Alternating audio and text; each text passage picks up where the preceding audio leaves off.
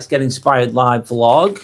We are now on episode 68. It is Sunday, the 7th of December 2025. It's 10 o'clock in the morning UK time. The title for today is Christmas Recharge. It's a calm live for anyone feeling drained. So it's a Christmas recharge, a calm live for anyone that's feeling drained, especially during Christmas time, which can be draining. So I'll start the introduction. Off we go. So hello and good morning, everyone. Welcome in. Grab a drink, get comfortable. This is nice and relaxed. This is a nice, relaxed environment. We're just doing a little bit of decompression if we can. If it's just mentally or physically or both ideally, but please get yourself comfortable, get yourself a nice warm drink or a cold drink, whatever you want. Today's life is a calm space. So it's a calm space, a nice, calm, relaxed space. There's nothing too heavy today. I'm trying to avoid the heavy stuff today. Nothing too intense. Just a gentle Christmas reset or a December reset leading up to Christmas, which can be stressful. I completely get it.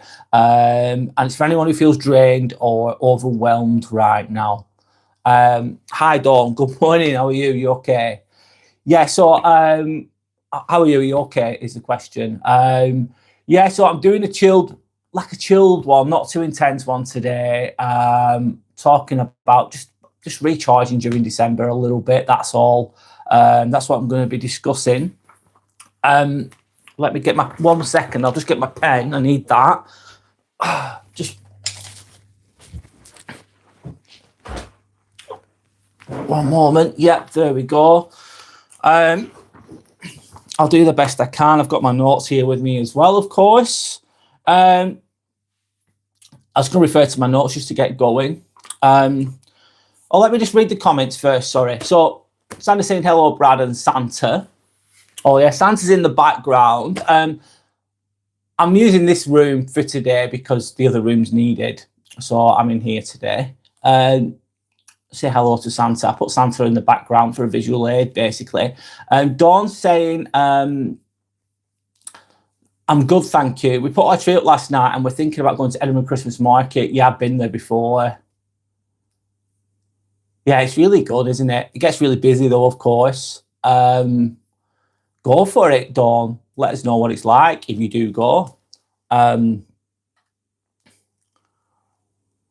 Sorry, one moment. I'm just warming up myself here. Santa's saying hi, Dawn. Oh, that sounds lovely. Does Edinburgh's amazing, isn't it? The city's amazing. I'm sure it's got its ups and downs, of course, like anywhere else, but it's a nice place. A really nice place, let's say that. Dawn's then saying hi to Santa and to Santa. Guest 666. Hello, Guest 666. How are you? My name is Brad, by the way. This is the Inspirational Ambivert channel. It's my live vlog, of course. I'm saying hello back to you, Guest 666. Hope you're okay. Sandra's saying I really enjoyed Edinburgh Christmas Markets, Dawn. It was beautiful. It really is. It's stunning. It's stunning. Sandra's then saying LOL, Dawn. Santa Sander. Rhyming there a little bit, kind of. Dawn saying you've never been to a Christmas market. I think it's worth experiencing. I think obviously the weekends have been more busy. If you can go during the week, it'd probably be less busy, I'd assume. Depends what you prefer. Some people prefer the larger crowds. Me personally, I prefer it if it was a little bit quieter. Less people, less problems, in my opinion, but everyone's got a different opinion on that, of course. It's a nice thing to experience. It's a nice thing to experience, Dawn. Sandra's saying hi to Guest. Can you say hi to me? Guest 666 is asking. I've always said hi to you, but I'll say hello to you again, Guest 666. I hope that you're all right. Dawn is saying hello to you as well, Guest. Guest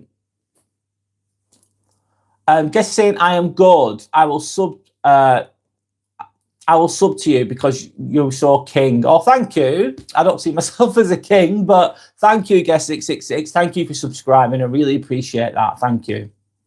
Thank you. Also, because you're so kind. Thank you. I appreciate that. So, Guest 666. Guest 666. I appreciate that. Thank you. Thanks for your kind words. Sandra saying, guest 666. Yes, please like and subscribe. Brad is a great guy, and let's all learn and get inspired together. It's not just learning and being inspired off me either. It's off you guys as well. It's not just me that's in this process. It's not. It's everyone, in my opinion. But I'll just share that for now. Thanks, Sandra. Appreciate that.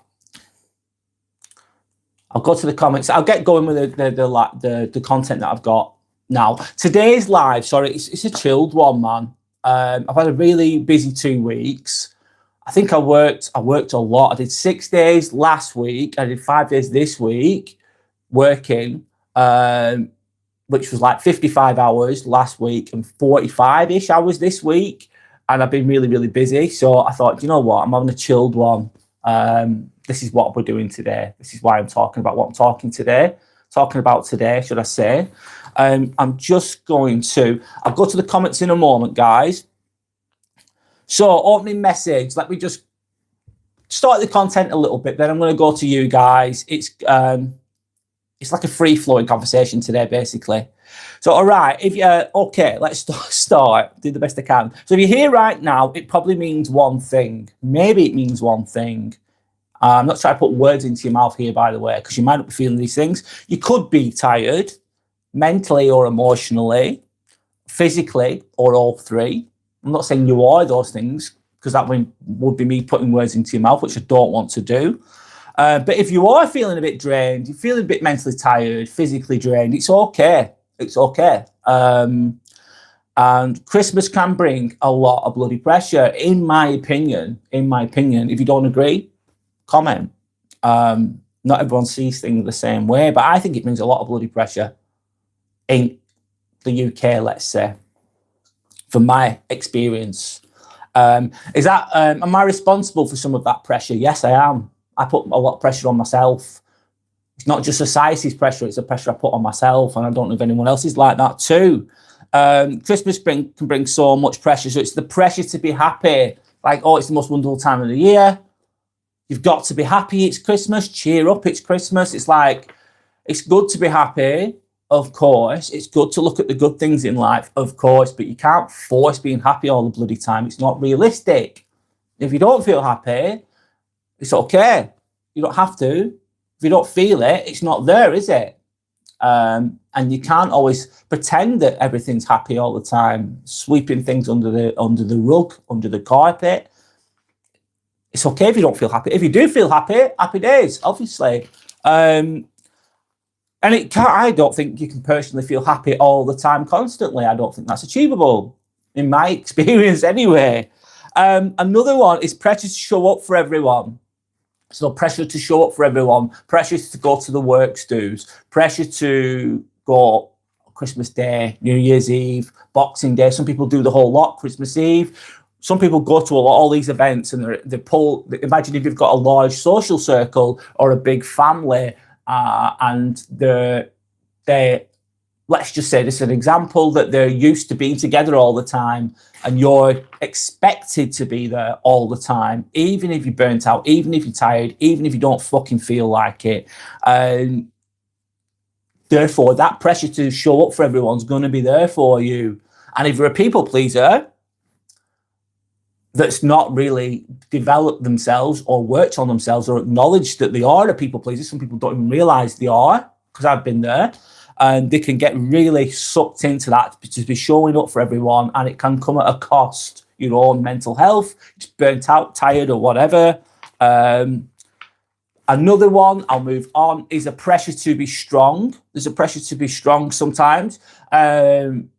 Obviously, women are expected to be strong as well, but I'm speaking from a man's perspective. A guy's expected to be strong a lot of the time. You're not expected to show emotion a lot of the time. You're referred to as weak or a bitch or whatever if you do. So therefore, you hide your emotions. You just get on with it. Pressure to be strong, pressure to be stoic, which is a really good trait, but you're expected to be the rock all the time, and that's a great thing to be, and a very inspiring thing to be, but you can't be strong all the time, in my opinion. It's okay to not be sometimes. Speaking as a man there, really, from a man's perspective, a woman's perspective could be different with regards to that. And there's another one, pressure to pretend everything's fine, everything's okay. Pressure to pretend that everything's fine, everything's perfect. You're sat in an awkward social situation, it's Christmas dinner, and everyone's just pretending with superficial talk, and underneath it all, there could be some tensions there, potentially, with regards to Christmas Day, or whatever it is. So yeah, that's what I've got to say with that. I'm going to go to the comments quickly, guys. Sorry, I just wanted to get through that little bit. Dawn saying, I just managed to scrape Carol out of his garage for a weekend, so I'm running with it. Was he always working all the time, Dawn? That's a good job he's got there, though. It's a good job. Must be very skilled to do that kind of work, you know. Does he work a lot of the weekend then, is my question. Does he do a lot of hours? I think I do a lot of hours too. I don't know if it doesn't matter who does the most, does it? But I'm trying to relate to that best I can. Sandy's saying we only need Mr. Gold now to bless us, LOL. Let's see if he's around. Sandy's saying, ha ha ha, Dawn. Does he enjoy his garage? He could do, yeah. I don't know. Morgan Reese. Hi, Morgan Reese. Baldy. Hi, Morgan Reese. Hello. Yes, my head is bald, mate. Of course. How did you figure that one out? Dawn's sending some gold, of course. Christmas gold, it looks like, kind of. Sandra's just smiling. I'm just going with the comments here, guys. Dawn's is saying, I'll fill in for him till he gets here. I don't get that. Sorry, Dawn, I'm being thick. Lexi says hi. Hi, Lexi. My name's Brad. It's Inspirational Ambivert channel. I'm talking about the pressures of Christmas, basically, today. I need to put a question on there, actually, in a moment. Dawn saying hi to Lexi. Hope you're okay, Lexi. Sanders then saying, Dawn, I probably watched Alice in Wonderland. I properly watched Alice in Wonderland last night for the first time. I'm so glad I did.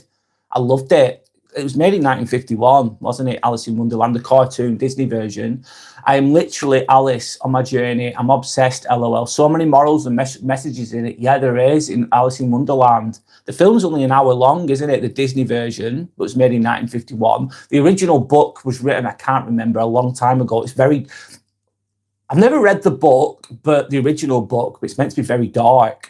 The Disney version's a lot lighter, of course, but there is a lot of morals and messages in it, Sandy. Yeah, absolutely. You don't really understand it as a kid.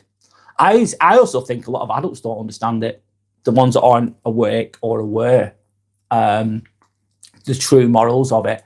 Sanders then saying, I watched the 1951 version. I love old original cartoons. I think the animation's really good. The writing's really good. It was a different age, a different world then, wasn't it?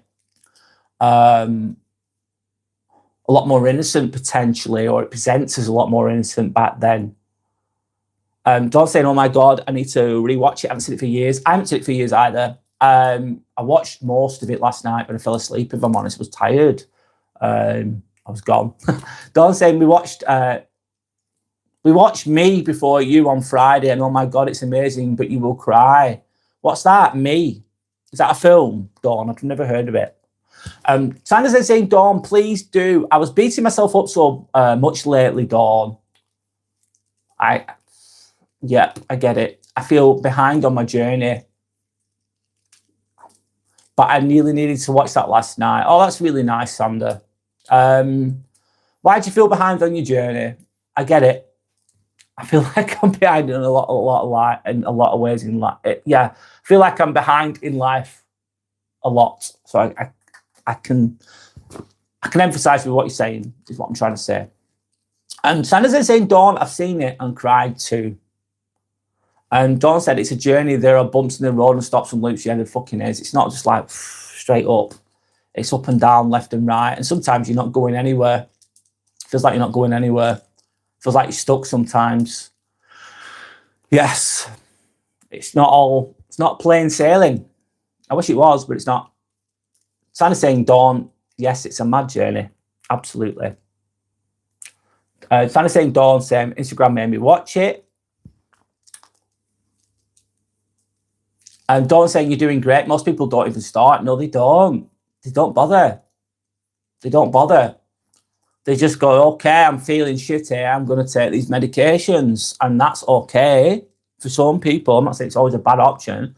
But a lot of people just take medications or whatever it is they do. Or they don't take medications. They self-medicate with alcohol or drugs. Or they just workaholics, whatever the way they deal with things, but they don't directly deal with their issues. They just don't even do it. And then they operate in a way that in life that isn't the best, let's say, and remain emotionally stunted. And therefore, it's like a vicious loop emotionally because they've not resolved it. And then it comes out in the behavior in different ways. And then you're stuck in this loop emotionally because you've not worked on yourself and you're numbing the emotions or whatever you're doing. And therefore, the lessons are not learned in this life, potentially, if you don't dare to do it. It's not easy, though. It's not easy. I get it. It's not easy, but it's an amazing thing to do. That's where the gold is. Forgive the pun with regards to that. So I'm just saying, Dawn, oh, thank you. Christmas is a strange time. I agree. I fucking agree. It evokes emotions for me. Being around family triggers me, even if it's not my own family. It can do, can't it? It can be a little bit messy. Let's be honest. Dawn saying, yes, he has his own business. He's been at it 2 years. He's got his own business. Sorry, I didn't know that, Dawn. Or you might have told me, but I'd forgotten. And he does a lot of hours, probably 70 odd or more. Fucking hell, Dawn, he does a lot. That's a lot. I do 55 sometimes, and I think I've done loads. That 70 is a lot of hours, Dawn, as you sure you know. Bloody hell. I suppose it's his own business, so he's got to make it work. God, make sure I know you probably already know this. Make sure he gets rest time and stuff. I think you're already working on that by what you've written before. Previously, what you've written, I'm assuming that you're already trying to claw him away from there. That's a lot. That's like 2 full weeks of work because the average work week is 37.5 hours. That's even full time. That's like 2 jobs in one, basically. And or more, that's a lot. And you suppose you can get used to those things. Dawn saying I'm sending golds. Someone's saying I'm sending gold until Mr. Gold arrives. Nice. Let's see if he arrives. Sandy's saying, wow, good for Carol. That's lots of hours though. Damn, I agree. It's a lot. I'm just going to, one moment, carry on with my content a moment.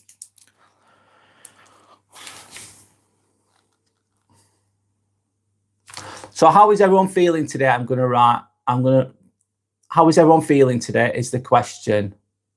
I'm just going to leave that there. This is a lighter, more relaxed live that I'm doing. I do speak about, a few of you guys will already know, but I do talk about the deep things, and I might talk about deep things today, but I'm keeping it more chill today because I just feel like doing that, like a decompression a little bit. So how is everyone feeling today? I'm going to leave that there.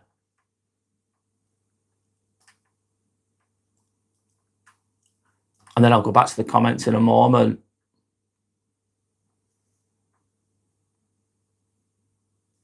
There we go.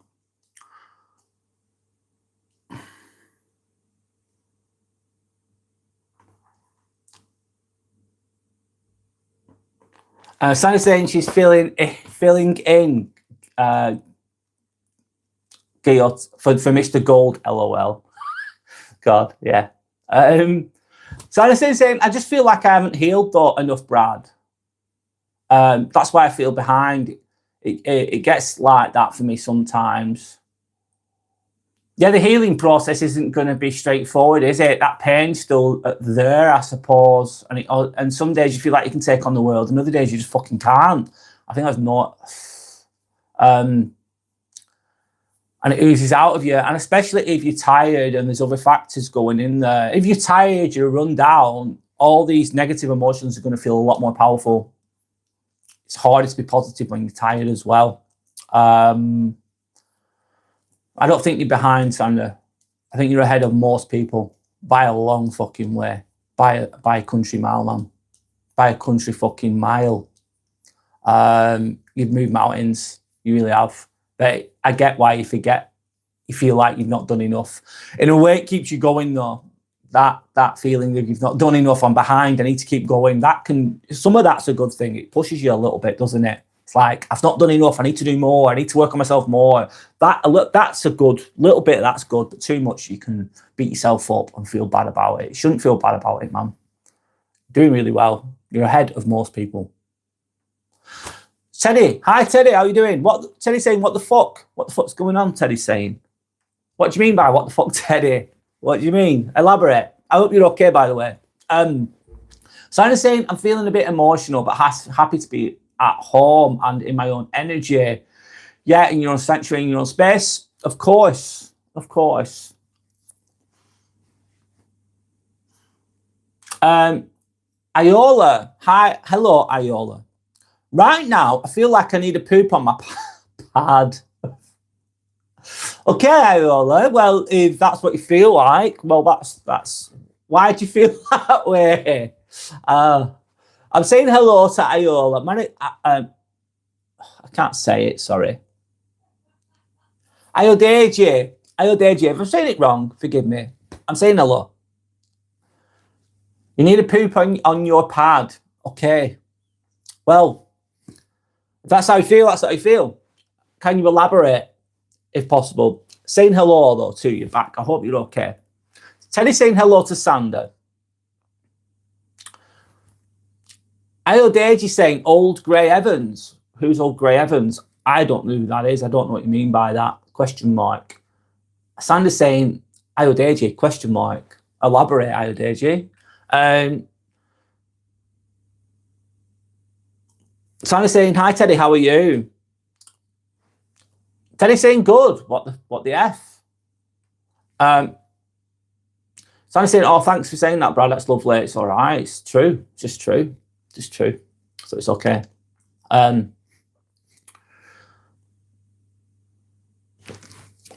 Sander's saying, Teddy, what the F are you doing today?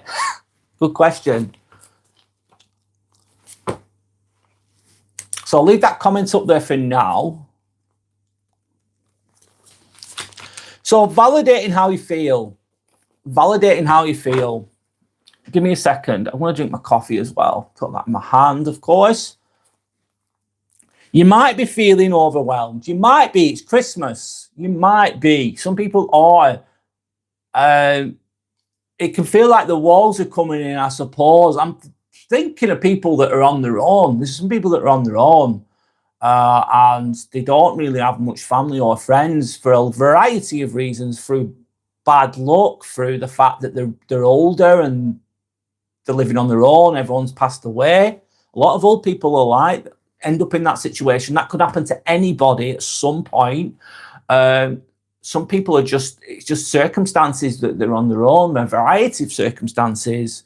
They could be responsible for those circumstances, or it could just be a bad luck, or whatever way you look at it. Or that some people are just extremely introverted, and they just don't want to be out with anyone. So therefore they don't have any friends, and they're okay with that most of the time. But Christmas then highlights their perceived shortcomings, and they see everyone else with family and all that pressure, and sometimes that they can internalize all that pressure, and therefore it magnifies their loneliness, I think, with some people during Christmas because of the pressure of it.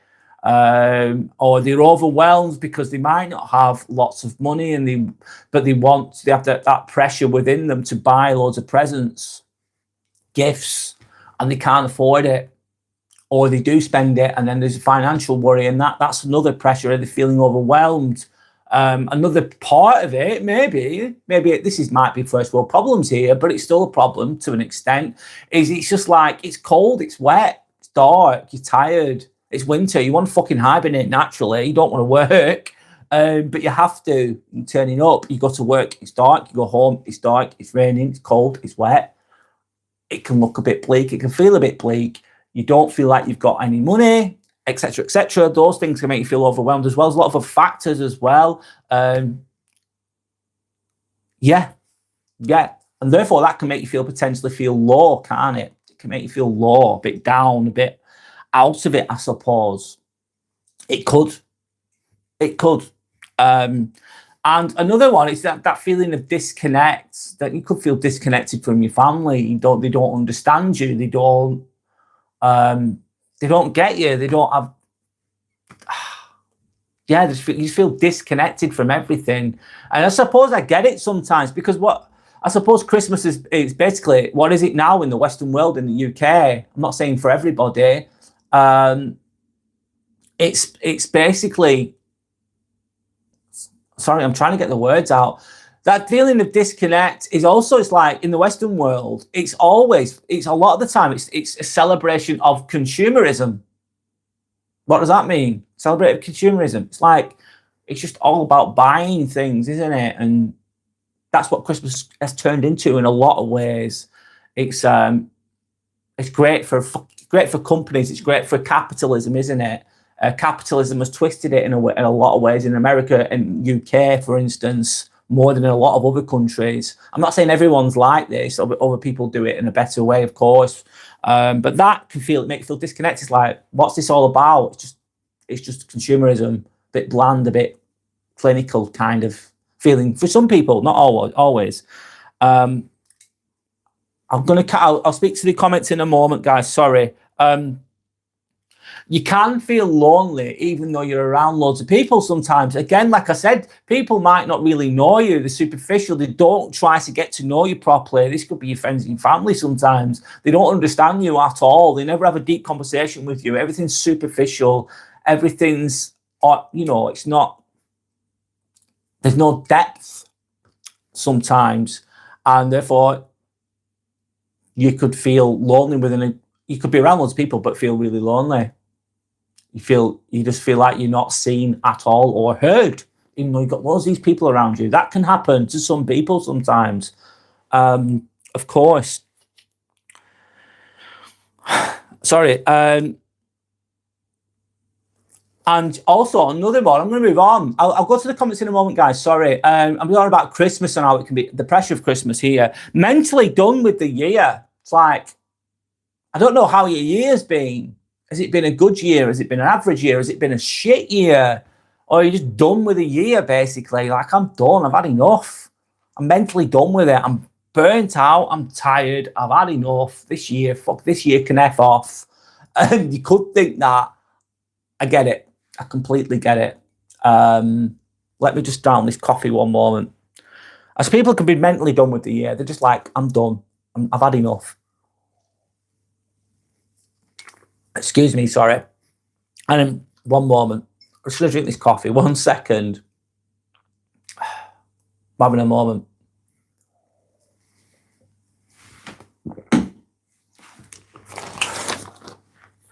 Anyway, I'm going to keep going. And I want you to know there's nothing wrong with you. There's nothing wrong with you. There's nothing wrong with you to feel these things. It's okay to feel disconnected. It's okay to feel low. It's Christmas and everyone's expecting you to feel amazing. It's okay if you feel low. It's okay if you feel disconnected. It's okay if you can't be asked. It's okay if you've had enough of the year. You don't have to feel great about everything all the time. A lot of people feel this way during Christmas, by the way. They really, really do. They really, really do. But they just don't always talk about it. A lot of people, they don't dare talk about it because they think, oh, I've got to be turned up on my best self. Christmas Day is the best day ever, even though they don't feel it.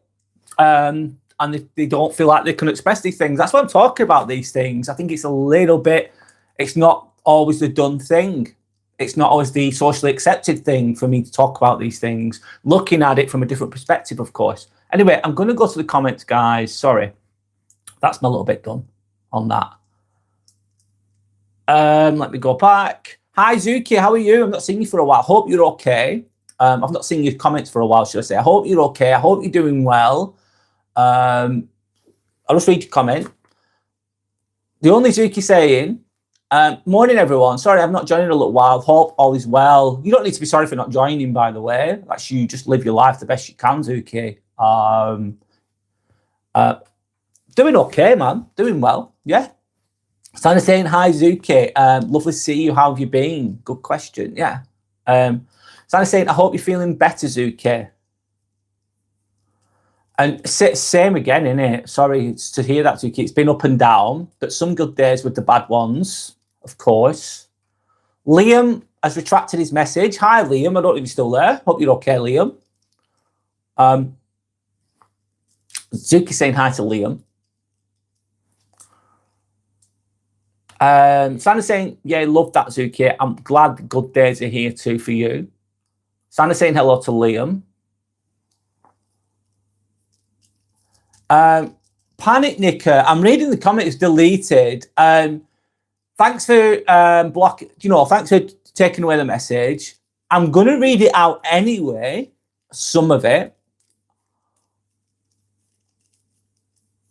Oh, it's quite harsh that. I get it why you've taken that off. If there's any trolls on here, please leave them on. I because it helps my algorithm, and I will deal with them myself, please. But thanks for taking. I get why you took that one off. I managed to see that one that was written that you've taken off, and it is not nice. I'm not going to read it because it's not nice. And I can see why you got rid of it. I can see why. I'm just looking at it now. I don't mind a lot of trolls on here. You know what the trolls do? They help my algorithm. But that one was rude towards somebody else. So I get why you take that off. Sorry, I'm just thinking in real time here. Sandy's saying the older I'm getting, Brad, the older I'm getting, Brad, unless I want to be around people who drain my energy. Yeah, your time is precious. Your energy is precious. You've got to look after it. So if you don't, it'll get sucked out of you. You don't want to be around people that don't align with your values and make me feel unsafe and insecure. No, why would you want to be around that? You wouldn't want to be around that, would you? I completely understand. The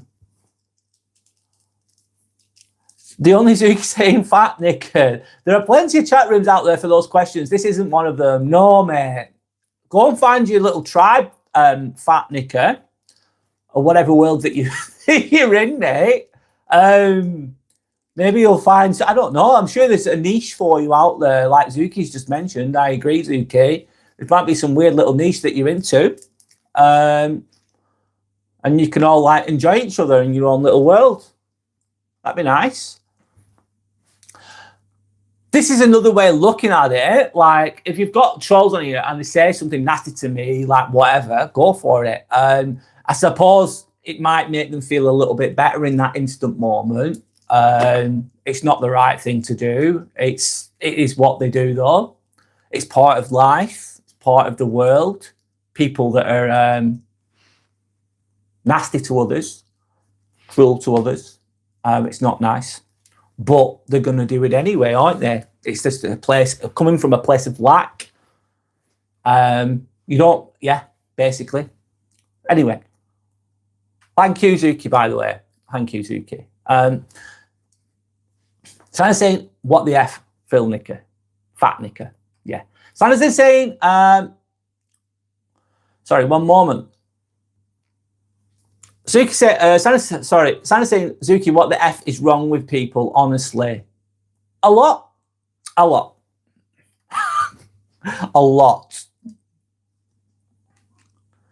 Zuki saying, I don't think I'll ever find out, Sandra. No, you probably never will. And maybe they don't even find out. They might not even know.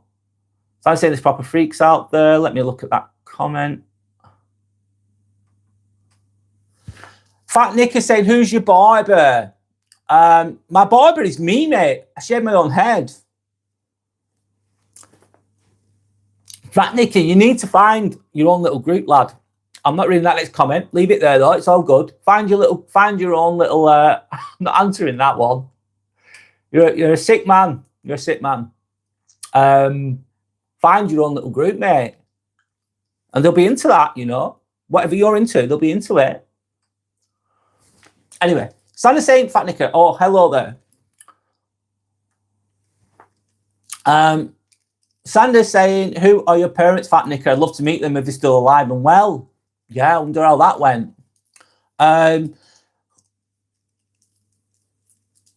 Suzuki saying, all right, T Brad, I'll be less trigger happy with the remove buttons. Leave that to you. Thanks, Zuki. Yeah, thanks. I'm just trying to help my algorithm, if I'm honest. Trolls really help it. But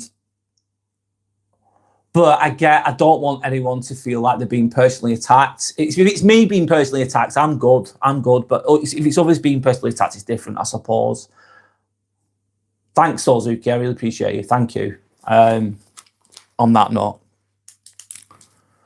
So let me change that. Let me change the question.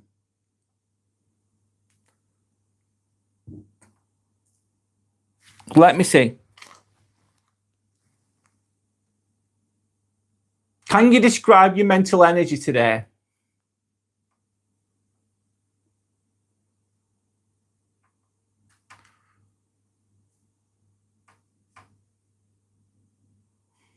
Let me just type this in. Suki, you don't have to answer this. I'm sorry if it's too...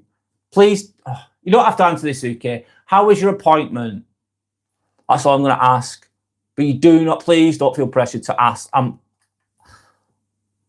don't want to ask personal questions, actually. If you don't want to answer that, please don't. Sorry, I hope that it's gone well, or there's some positives that you gauge from it. That's all I've got to say. I hope that, yeah. Sorry, I don't want to be too, you know what I mean? I don't want to be too personal, that's all. If you think anything that I say as well is too personal, please say, Brad, don't ask that, and I won't. I'm trying to be respectful. I just hope that you're moving forwards with whatever you're working on or working towards. I hope that it's moving forwards for you. That's all I've got to say on that. So, describe your mental energy today. I'm going to describe my mental energy right now. I've done, what have I done? My mental energy as we speak is very, very good. Very, very good. I've been on a carnivore diet since Friday last week. So I must be on day 9 now. I think I'm on day 9. Yes, I am. And my mental clarity is really good. And I'm feeling really good right now as we speak. So I'm very appreciative of that. I feel great. I feel fucking great. Sorry, but I do. That's how I feel. I'll leave that question there, though, of course.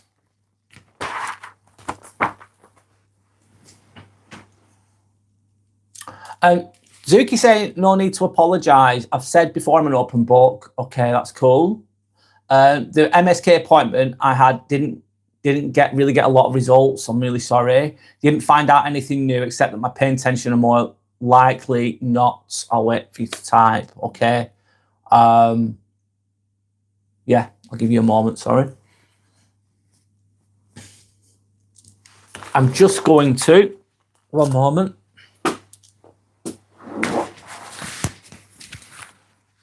It's not a mechanical issue, therefore raising suspicion of the essential sensation from the pain clinic mentioned. Right, okay.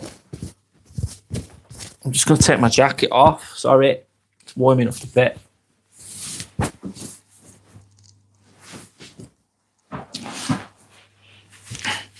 Is it going to be steroid injections, etc.? How to manage the pain? Sounds really vague. Like just get comfortable. Sorry. Can you turn the heating off, please? Yes, I can. One moment. Sorry. One moment. I'll do that.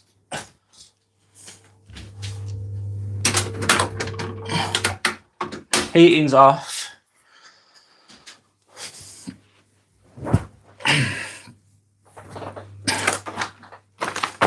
Oh yeah, he said before. Yeah, forgive me, I forget things sometimes. You did mention that before, Zuki. Lidocaine infusion, yeah. Local anaesthetic. Sorry, what was I saying? Is Pilates, yoga, stretching even doable? Is it even going to help that? I don't know. It's a really basic thing to say. I get it. I suppose it's trying to reduce the inflammation in your body, isn't it? Yeah. I think what I'm doing at the moment, I'm going to lose weight. I'm going to lose weight soon, by the way, because I'm doing a meat-only diet. And and I'm not saying this is a solution for you personally, but for me, it's just like it's meant to lower inflammation. So I'm not eating carbs or pasta or anything like that at the moment, and I feel really good and sharp. I feel good mostly. You've got to get over the initial first few days though. So I'm doing the carnivore diet at the moment. So I'm only drinking water, black coffee. That's what I'm drinking, and I'm just eating animal-based products: chicken, egg, beef, pork, of course, whatever. And I feel a lot more, my mental clarity has improved because of that. And I've read that it's meant to, I'll see how things go. It reduces inflammation in the body. I'm not saying that would fix your issue, but I don't know if that would help. I don't know. Anyway, less inflammation. I'm not a doctor. Sorry, Zuki, I'm not. I don't. And yeah, and you're right, Zuki, to do that. Yeah, like I've just said, I'm not a doctor. I'm not going to tell you exactly. I would hate to do that, to say things on here. I feel like I have a responsibility not to. I won't want to give people medical advice because it's very specific to an individual. And you said, I want to talk to a doctor dietitian about it at some stage. Yes. Smart. Basically, yeah. You just do the best you can, don't you, I suppose, in relation to that. Anyway, I'm going to move on. Why Christmas can make you feel like this. Why Christmas can make you feel like this. There's emotional pressure from family. I'm sorry, I'm struggling to get the words out today a little bit, but we'll get there. I'll get my cup of tea.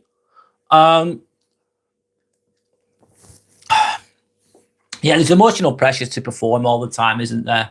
To do this, that, the other, to meet up with family. I've said this before. There might be some tensions in there, emotional pressure just to turn up, to be happy all the fucking time. You don't feel like you're happy. You might not have the best relationship with your parents or whatever it is. There's a variety of things that are going on. And Christmas can make you feel a bit down sometimes, I suppose, with regards to that. Like I've just said, there could be family tension. Some of it's obvious tension. It's like it's out there. There's arguments and disagreements. But sometimes these tensions come from the spoken word or unspoken. Things could not be dealt with directly, and you feel like you can't deal with things directly because of the dynamics of the family that you're in. Or sometimes it's just obvious. It's kicking off all the time. It's absolutely crazy. It's so obvious. Everyone's shouting at each other, arguing each other, and all they keep doing is it's like a continuous loop. And all they're doing is arguing all the time. You're stuck in the middle of it. You're thinking, fucking hell, this is stupid. This is crazy. That tensions could be there. Families can be complex sometimes, can't they? People can be complex.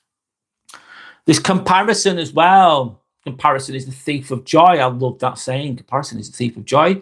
There's comparison with gifts. Oh, you got this year. Look at that other person. They bought them something that other person got a nicer gift than me. That's comparison, isn't it? Or they spent more money on that other person than me. That can create tension in some families, in some situations. I'm not saying that's the right thing to do or a healthy thing to do, but these things happen. There's tension with money or comparison with money. Keeping up with the Joneses, isn't it, basically? Oh, look at them. Look at their decorations. Their decorations are better than mine. This is the ego kicking in, isn't it? I suppose. It's silly, but that's what the psychology people that can occur. Comparison with relationships. And another one, God, this is one thing. Oh, sorry, I've just thought of something now. I remember when I was on my own, I was single for a long, long, long time, believe it or not. I was on my own for a long time. Anyway, at one point in my life. And I remember every Christmas, I'd feel like I needed to be with somebody, like I needed to have a relationship. And it'd be magnified at Christmas and New Year. I don't know if anyone else can think about if anyone resonates with this. It's just me, or it's just me. But I used to think, I don't want to be on my own at Christmas. I need to be with someone at Christmas. Or I'd feel like more insecure about it than other years when I was on my own. And I don't know why that Christmas magnified that in my mind. Not that there's anything wrong with being on your own, by the way. It's all good. People think, oh, you're on your own, there's something wrong with you, or being on your own, you're lacking. No, not always. Sometimes it's good to be on your own. I'm not saying that at all, by the way. I'll go to the comments a moment. Aya Boga, can you please say my name? I'll try and say your name the best I can. My name's Brad, by the way. Aya Boga Mathonzi. Ayaboga Mathonzi. I've said it the best I can. Hello, Ayaboga Mathonzi. I hope you're okay. I hope you're doing well. Sending you love and respect, mate. Sending you respect. Hope you're okay. There we go. Hope I said your name right. I might have said it wrong. Forgive me if I said it wrong. Anyway, I'll carry on. So yeah, everyone expects you to be okay if you're not. Everyone expects you to be okay, even if you're not, sometimes. And sometimes, I suppose, I don't know, they could see you as being too sensitive or whatever it is. I don't know. Like, you've got to be okay. It's Christmas time. What's up with you? Cheer up. And that's a good thing sometimes, don't get me wrong, but you don't always have to be okay. A bit of a chilled one today, by the way. And some of you are the strong one. You're the emotional support. You're the person who holds it all together. Your presence can bring, I suppose, you're the one that keeps everything together. You're the strong one. You're the emotionally mature one. You're the emotionally intelligent one. You're the one that like keeps the peace. You're the peacemaker in the family dynamics or the friend dynamics or the group dynamics that you're in. And you're expected to be the strong, solid one all the time. And that could be grating over time, especially if you're dealing with family dynamics that are a bit mad or a bit twisted or a bit strange or whatever it could be. Absolutely, in my opinion. And that can get heavy sometimes during Christmas. It can get heavy. It can feel heavy. Like, oh, here we go again. I've got to deal with these people again. I've got to sort this bullshit out again. They're arguing again. They've been arguing. Some people just have the same argument with different narratives, but it's the same argument over and over and over again for years. And you're in the middle of it. And you're the peacemaker, for example. I'm thinking, here we go again. These dickheads are at it again. They're trying to claw each other's eyes out. And you've got to be the peacemaker and the emotionally supportive one. You've got to listen to the stories. You're thinking, oh, here we go again. What person A over here and person B over there, you're in the middle. They're fucking going on and on and on about them. And so are they. They're slagging each other off to you, to the mediator. And you're stuck in the middle of it, which is not fun at all. And you've got to, I don't know, be mature about it, but it can feel heavy. And your body can feel this sometimes too. And your mind can feel it too as well, of course. Sorry, I'm going on. And eventually your energy is going to run out. You're going to burn out potentially if you're around these types of energies, let's say. Sorry, I'm just having a sip of tea. It's a bit of a quiet one today, but it's okay. Let me change the topic now. What's been the heaviest part of December for you?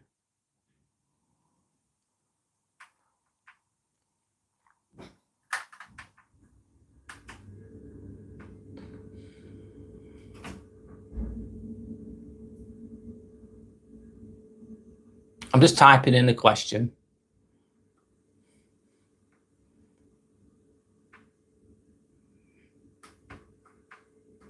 There we go.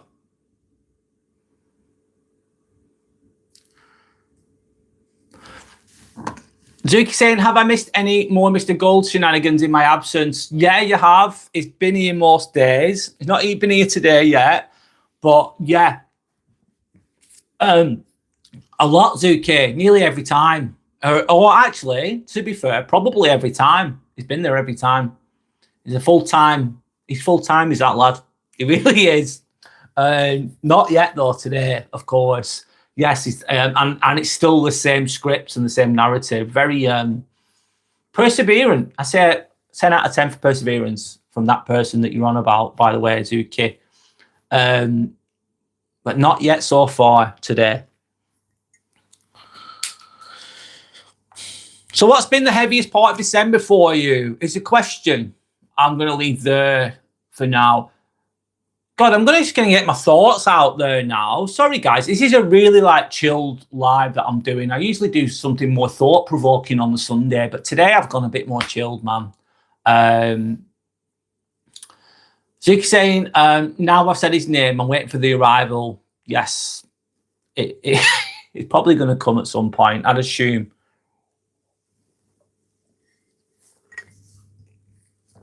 Sorry about the noise of me drinking.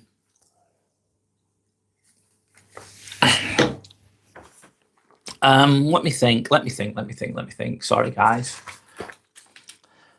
The heaviest part of December for me is, sorry, this is just maybe first world problems from my perspective, but this is my thoughts on that. My heaviest part of December, I think I've just come back from Croatia. I've had a really nice holiday, but it's cost money. Then I've come straight back and I've bought loads of presents. I bought presents for everybody, which is really nice, whatever, but it's like a double hit. One hit from the holiday and another hit from the fact that I bought presents. You know what I mean? That's my own choice. So it's not woe is me.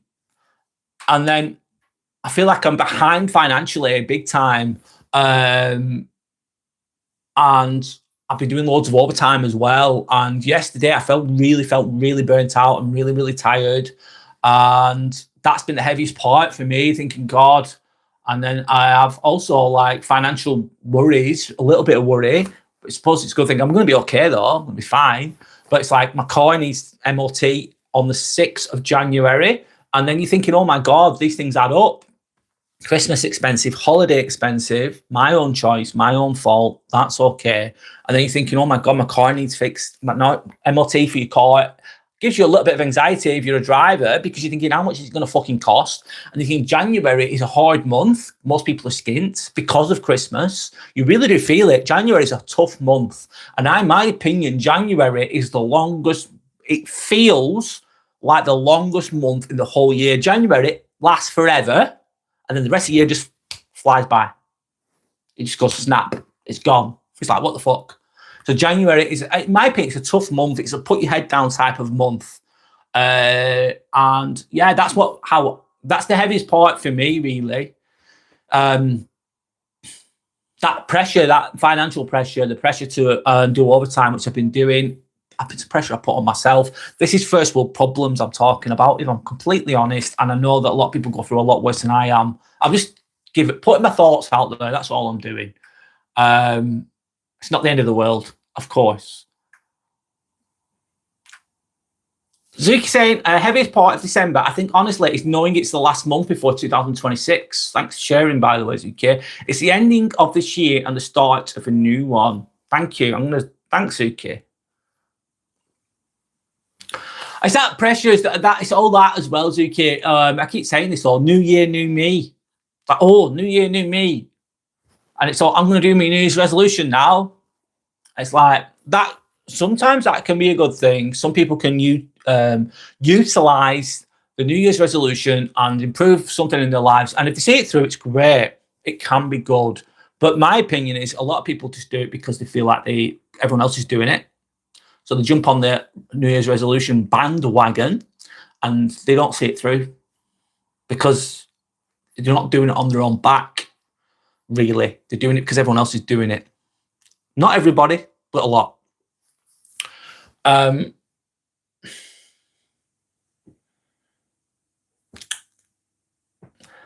Yeah, it's the ending of this year, start of a new one. But it's not the ending of your life, is it? Is it? In my opinion, I get what you're saying though. Thanks for. I've just pinned that comment. It's a good comment. Thanks, Suki. I get it. I get where you're coming from with regards to that. Suki saying it's always been a time of reflection for me as well, and with having moved back in away from friends. Do you still see your friends, Zuki? Is a question. This year will be hard. No New Year's parties. Christmas. This year will be hard. There's no New Year's parties. New Year's Eve parties and the Christmas parties with friends, so you're not having those things. It's going to be a chilled one by the sound of it, Zuki. And you could, I suppose, it's like you feel like you're missing out, and you haven't had a Christmas with your parents until since 2018. So it's like 6-7 years, isn't it? Wow. Until this one. Duke saying, I saw them a couple of weeks ago when I went to visit. I'm glad you got to see them. It makes you feel very emotional as I miss them dearly. Are they a long way away from you, by the way, Zuki? I'm sorry that you're. I'm sorry that you feel that way. Yeah, so it's going to be. That's going to feel heavy. That's going to feel heavy, Zuki. Absolutely. I'm sorry that you're feeling that way. I'm glad you got to see them. And probably to the question, is there any positives that are going to be drawn from being with your family? Is there going to be positives from that, or is it going to be awkward? Is it going to be challenging, let's say? Wow, it's a long way away. You know, the east side of Lincolnshire, and they're in Birmingham, at least 4 hours, let's say 4 hours away. Wow, that's a big distance, isn't it?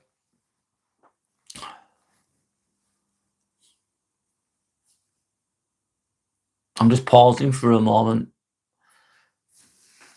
One moment, sorry.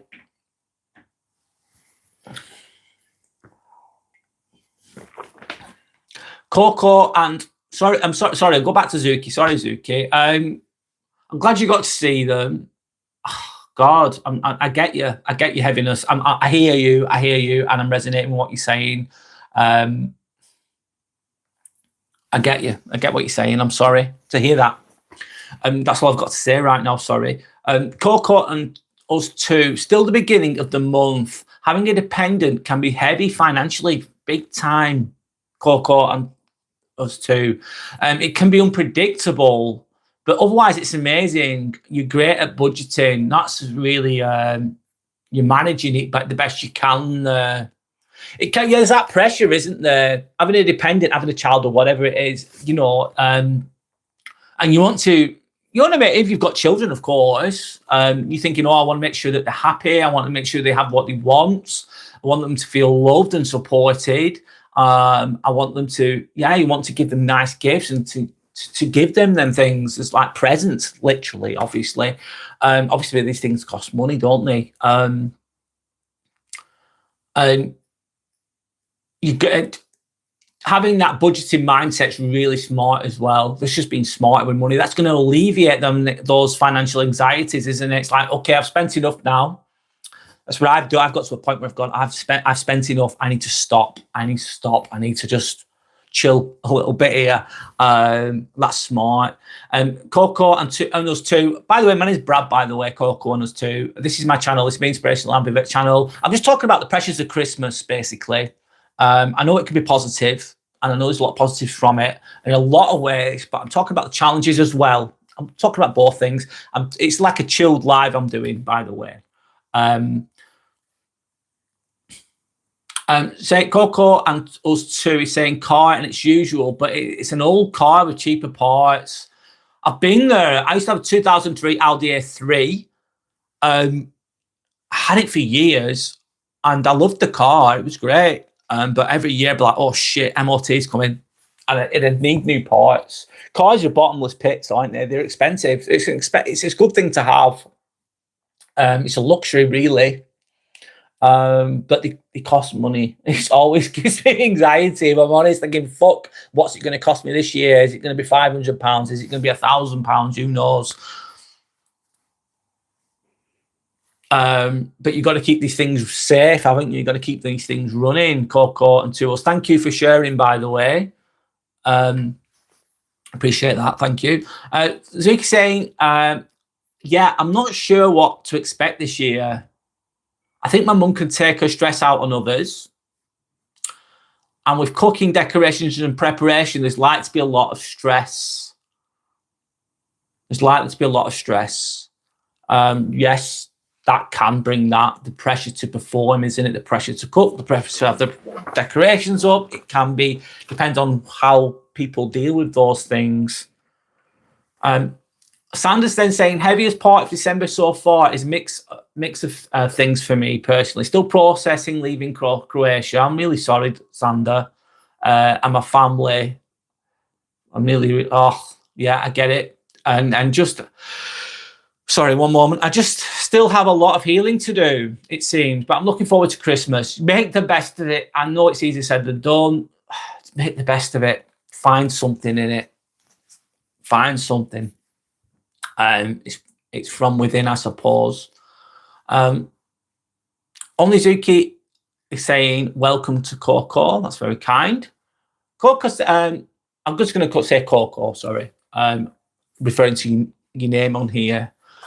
Coco's then saying 100% is type 1 diabetic and prepped going into, so it'd be, right, type 1. I'm assuming they were that person was born with that. Usually it isn't it with type 1. Forgive me if I'm wrong. Correct me if I'm wrong, by the way, Coco, because I'm only just thinking out loud in real time here. So 100% is type 1 diabetic and prepped going into pump in a few months. What do you mean I'm going on to pump in a few months? Please elaborate if you can, Coco. Sanders then saying, Zuki, yes, sounds like a lot. Saying, giving a hug, and I have a desire to be around family, but triggering an emotional exhaustion of being around them is strong. It's mad. It's like it's like the feel a contradictory feeling, isn't it? It's like I want to be around them, but it's going to feel draining at the same time. And it's like, yeah, it's confusing if it's like that, if that dynamic's like that, if that tension within that family dynamic is like that. So it's like, I want to be close to them, but it's also going to be exhausting because it's going to be draining because of this, a variety of reasons. It's managing your emotions and managing yourself, isn't it? Protecting your energy the best you can, and trying to make the best of things. Things aren't always perfect. Coco then says, thanks. Janine, sorry, okay. Janine, thank you, Janine. Janine, I'll try and remember your name the best I can. Thanks, Brad. I'm Janine. Cool, chill, cool live. Yeah, thank you. Oh, thanks, Janine. I appreciate that. Yeah, this is a chilled one. I do a lot of deeper stuff. I talk about narcissism. I talk about toxic people at work, toxic people in general. I talk about self-reflection. Basically, I talk about a variety of things that come within the spectrum of self-improvement and working on yourself and healing. That's what my lives are about. I don't know everything. I don't have the answer to everything. Of course I don't. And I don't pretend to either. I try to be genuine and real, give my own perspectives, try and inspire others. I try my best to. And that's what my channel's about, just talking about challenging situations. I give my own perspective, but I also welcome other people's perspectives as well. And it's like a collective consciousness. It's all about growing and becoming your better self, really. That's what my channel's vaguely about. Anyway, well, thanks for joining us. Hope you're okay. Zuki saying, that sounds very relatable, Sander. That conflict within yourself, yeah, sorry. I'm going to carry on. I get it. So I'm going to move on a little bit. I'll go back to the comments in a moment.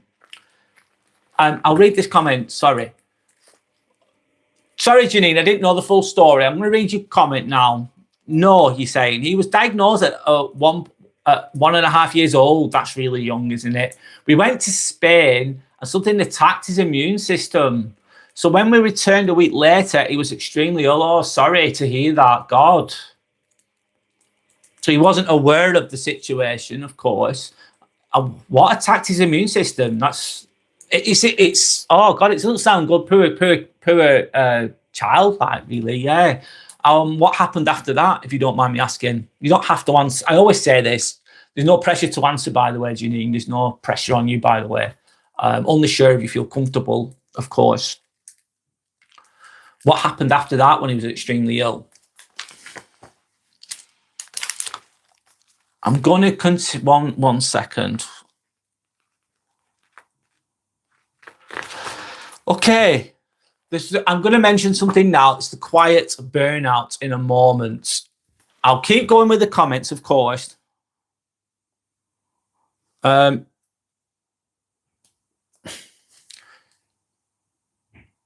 question next is, who feels like the strong one in the family or friend group? Who feels?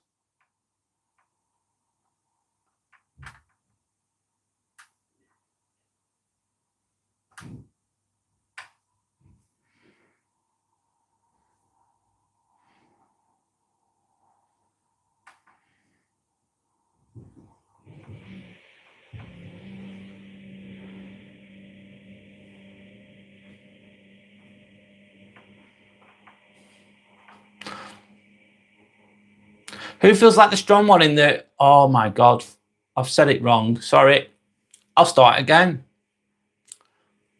Forgive me. I'm just going to type this in.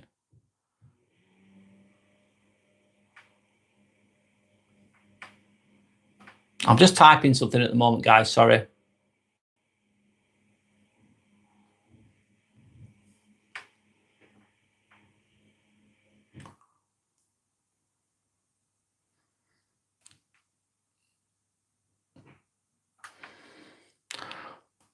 I can only type so many words into this, so I'm limited.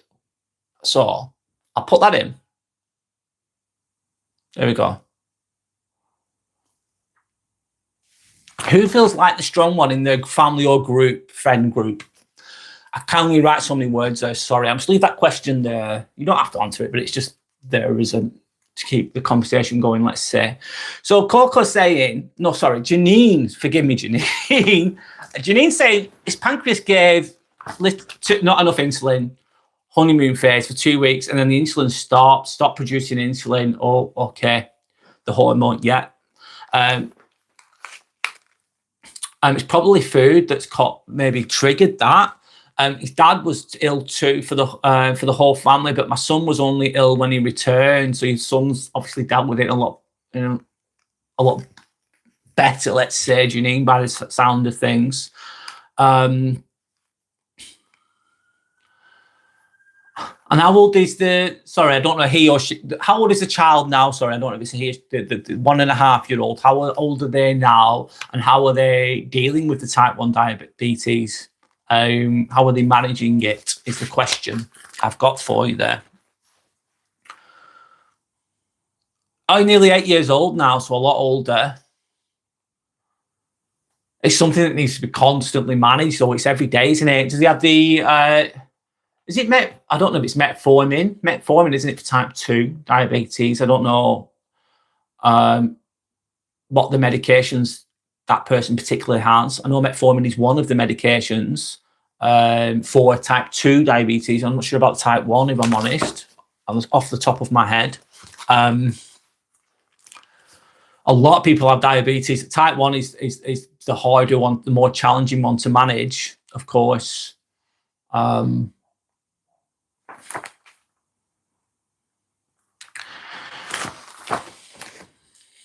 So I'm going to do a little bit of talking for a while, for a few minutes, and then we'll crack on. Okay, so there's a quiet burnout. The quiet burnout. Okay, so that's the invisible struggle. You can have someone who's really strong. You're the strong one. You're emotionally mature. Everything's okay. Water off a duck's back. You're very stoic. These are all good things, man. I like to think that I'm like that a lot of the time. I've got my shit together. I keep going. I don't give up. I'm just really resilient. I am strong. I'm strong emotionally, mentally. I am strong most of the time. Not always, though. Not always. And sometimes it's an invisible struggle and people think I'm absolutely fine and I keep going and I'm showing up and I'm very consistent. My behavior is consistent. The way I treat others is consistent most of the time, but I do fuck up sometimes because I'm human. But sometimes there's an invisible struggle going within myself. But I don't show it always. I don't always show it. And then but there can be a burnout, especially at Christmas time. Nobody tends to talk about the quiet one. The quiet one. And believe it or not, I keep saying this, you see me right now. I am sat here. I'm speaking a lot because I'm in a room on my own. I'm doing a live on my own. This is my choice, of course. And I have to speak to keep it going. Of course I do. But in a let's say, in a group setting, often I will be the quiet one. I won't be speaking as much as I am now. I'm the quiet one. I observe. I say my channel's inspirational ambivert, but I'm a mixture between extrovert and introvert, like a lot of people in my opinion. But I have an introverted side to me as well that just likes to be quiet and observe. Therefore, the quiet one. Well, you look fine, you look good. I'm referring to my notes here as well, of course, to be open and honest, but you're functioning okay, but people think you're okay. People can forget to check on the strong one, can't they? The quiet one. But inside, you could feel drained, you could be burnt out, you could feel like you've had enough. And you feel like some people can feel like they're carrying everyone for a variety of reasons. I suppose in relation to what Janine's mentioned, like being the parent, you're the strong one. You've got to keep going. You've got to keep your shit together, I suppose, in a lot of ways. And that can be challenging. And you're holding everything together for the sake of the family or whatever it is. You don't have to be a parent to be this person either. But that's just an example. And you don't get your energy back. Sometimes if you're holding everything together, you're keeping it all going, you might be doing loads of work, you're working overtime, you're doing everything you can, you're keeping the family dynamic safe, you're protecting everybody, but you're never going to get your energy back because you don't have time for yourself. That can happen too. And Christmas is going to amplify that, in my opinion. It's pressure to make sure you bought all the food, make sure that you decorate the best you can, pressure to buy the decorations, pressure to buy the presents, pressure to work. You have to do extra work, especially in the financial situation that the country's in. It's harder than it used to be, in my opinion. And is it going to get harder going forwards in the future? Probably. The trajectory is going that way. The financial pressures that society is experiencing, the Western world's experiencing, going a bit deeper there, but it's the tightening the screw a little bit, slowly but surely. Therefore, it's harder things can become more expensive. Your cost of living's getting higher. You have less money, basically. But you're still expected to show up with a smile. You're trying to protect those around you, aren't you, I suppose? With regards to what I'm talking about, that could be the quiet burnout of a strong person. Of course, we keep going, though. We keep going. Anyway, I'm going to go to the comments. EpiPen, are you on about? Janine? Fast-acting insulin pen, EpiPen, is it? Yes, I'm familiar with that. Janine, I'm actually I work as a nurse. I'm a nurse, full-time nurse. I work as a scrub nurse. So I've come across these terms before. I'm a scrub nurse, so I work in theatres. But I've come across type 1 diabetics when I was a student nurse, especially. I'm not a medical professional, though. Like, medical professional would be a doctor. I'm not a doctor. But I have some experience. And let's say, anyway, Sandra's saying, I definitely feel like I've always had to be the emotionally strong one in my family. Supporting other people's feelings, etc., etc. It was exhausting, constantly putting other people's needs in front of your own. Yeah. And that's a very good way to be. It's good to be that emotionally strong one. It's good, man. It's great. Don't get me wrong. That's fucking amazing. That's a strong person, isn't it? Emotionally intelligence, isn't it? But can't always be that all the time. And if other people are leaning on you for that as well, it can be the death of a thousand cuts. It can wear you down eventually. Santa saying my own. Yes, you're putting other people's needs in front of your own too much. It's not going to be good for you. And sometimes you think, oh, I'm being selfish, but that's, in my opinion, sometimes you've got to be a little bit selfish. I say, I'm not being selfish, I'm being self-full. I'm going to look after myself here. I put myself first here. They want me to do all these other things, and I do so much for them, but now I'm doing something for me. You've got to remember to do that. And don't feel guilty about it. Easy said than done, I get it. Anyway, I'll move on. Brawl MMA, how are you, Brawl MMA? I hope you're okay. Hi there, he's saying, I've improved quite a lot since my last discussion with you. Good. I'm really glad, Brawl MMA. I remember because you said you had issues with that, let's say, woman that you used to work with, that you thought there was something there, and then it didn't develop the way you wanted to. I remember you talking about it.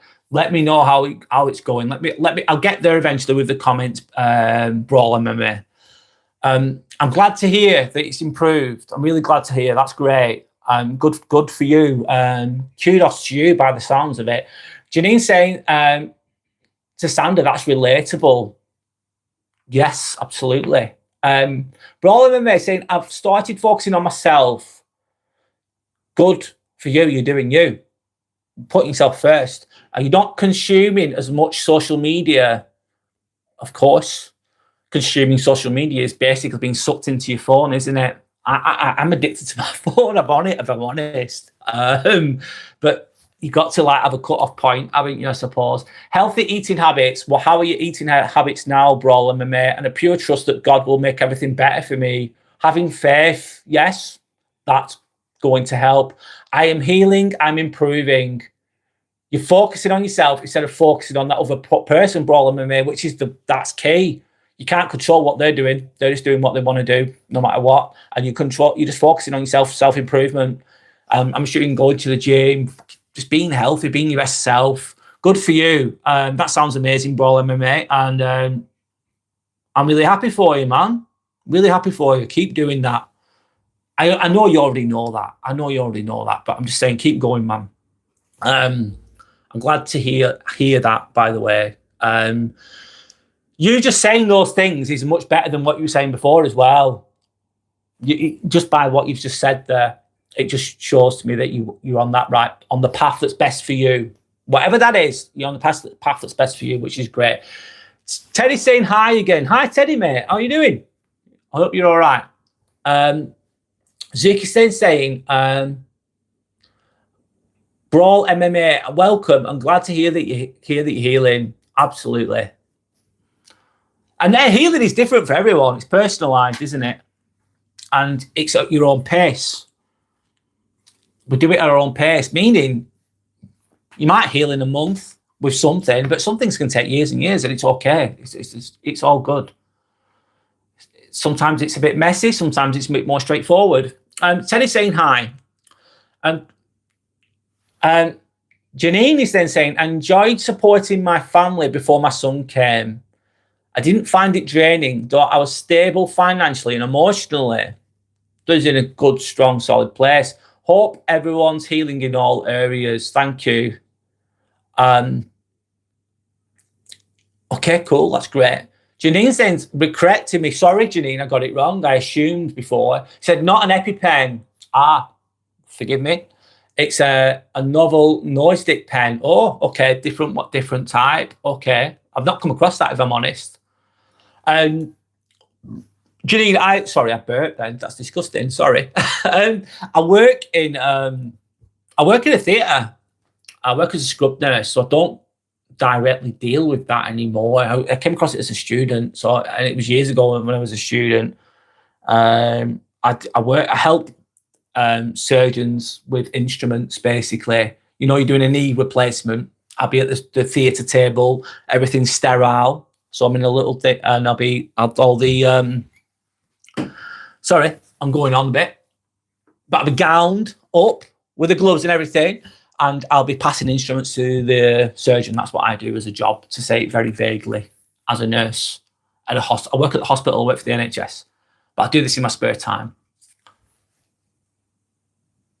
Anyway, I'll crack on. Janine then says, non-disposable cartridge refills. He has a background Tracheba, sorry. That's really cool. Hope you enjoy your role. And he's saying, oh, I see. Yeah, I enjoy what I do. It can be challenging. I work a lot of hours. It's a good job. I like my job. I'm good at it. I've done it just over 4 years now. I've been qualified for over 4 years. I went to university later in life at about 37. I went to university. I'm 43 now. Yeah. So I've been doing it 4 years.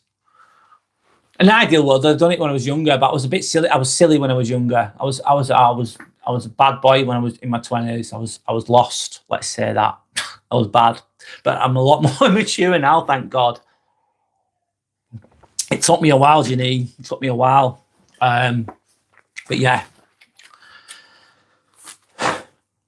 So I'll keep going. Who feels like the strong one in the family or group, family dynamic, or the friend group dynamic? A lot of the time I feel like that. And a lot of the time I just keep going, and I love stoicism. I love being stoic, and you need to be in life, in my opinion, a lot of the time. But that means you've got to, as a guy, as a man, you can't be like that solid all the time. You've got to, if you've got some emotions and stuff, it's good to have some emotional intelligence and just let some of that eke out a little bit. I think guys need to do that more. That's why I keep saying these things in my other videos. That's why a lot of guys, if you don't deal with your shit as a guy, a woman's might have a different experience, but as a guy, if you don't deal with your shit, your emotions, your insecurities, your childhood trauma, you do not deal with it, it can lead you down a dark path potentially. It can lead you to substance abuse. That trauma can lead you to taking drugs. How do I know? I've done it when I was younger. I'm trying to get the words out, guys. Sorry. It can lead you down a dark path. It can lead you to. It can be endgame, can't it? That's why men usually commit suicide more than women. 75% of suicides are men. Men tend to be better at it than women. I say these things all the time, but I'll keep saying these things. And a lot of it is coming from, to say very basically, is not dealing with your shits, your emotions, being the strong one all the time. Nothing ever bothers you. You're perfect. You're manning up, which is great in a lot of situations. And you've got to be like that in a lot of situations, but you've got to let that out a little bit. You've got to have some emotional intelligence. You've got to deal with that inner work to become truly strong and truly healthy, in my opinion. Sorry, I'm going on a little bit there, but there you go. And I think why am I talking about these things as well, vaguely linking it to this, is Christmas, and sounds brutal, but it magnifies everything for a lot of people. What's that going to look like for someone who's lonely? What's it going to look like? What the suicide rates go through the roof at Christmas. They fucking increase. They increase because of the pressure that Christmas can bring to some people for a variety of reasons. It can magnify people's loneliness, can magnify people's disconnect from the friends and the family. And I'm just trying to help with regards to that in the best way I can. Yeah. Anyway, that's my little rant gone on there. Just gonna have a sip of water one moment. So yeah, feel like the strong one in the family group dynamic. Yes, I am. I feel like I am.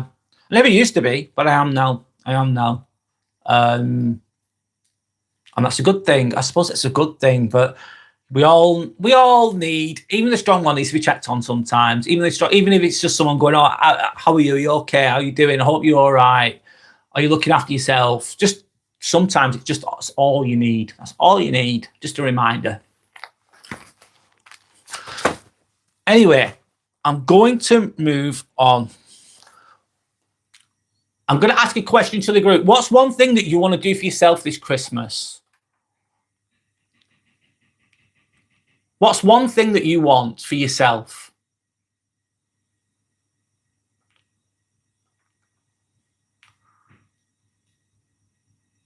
I'm just typing this in.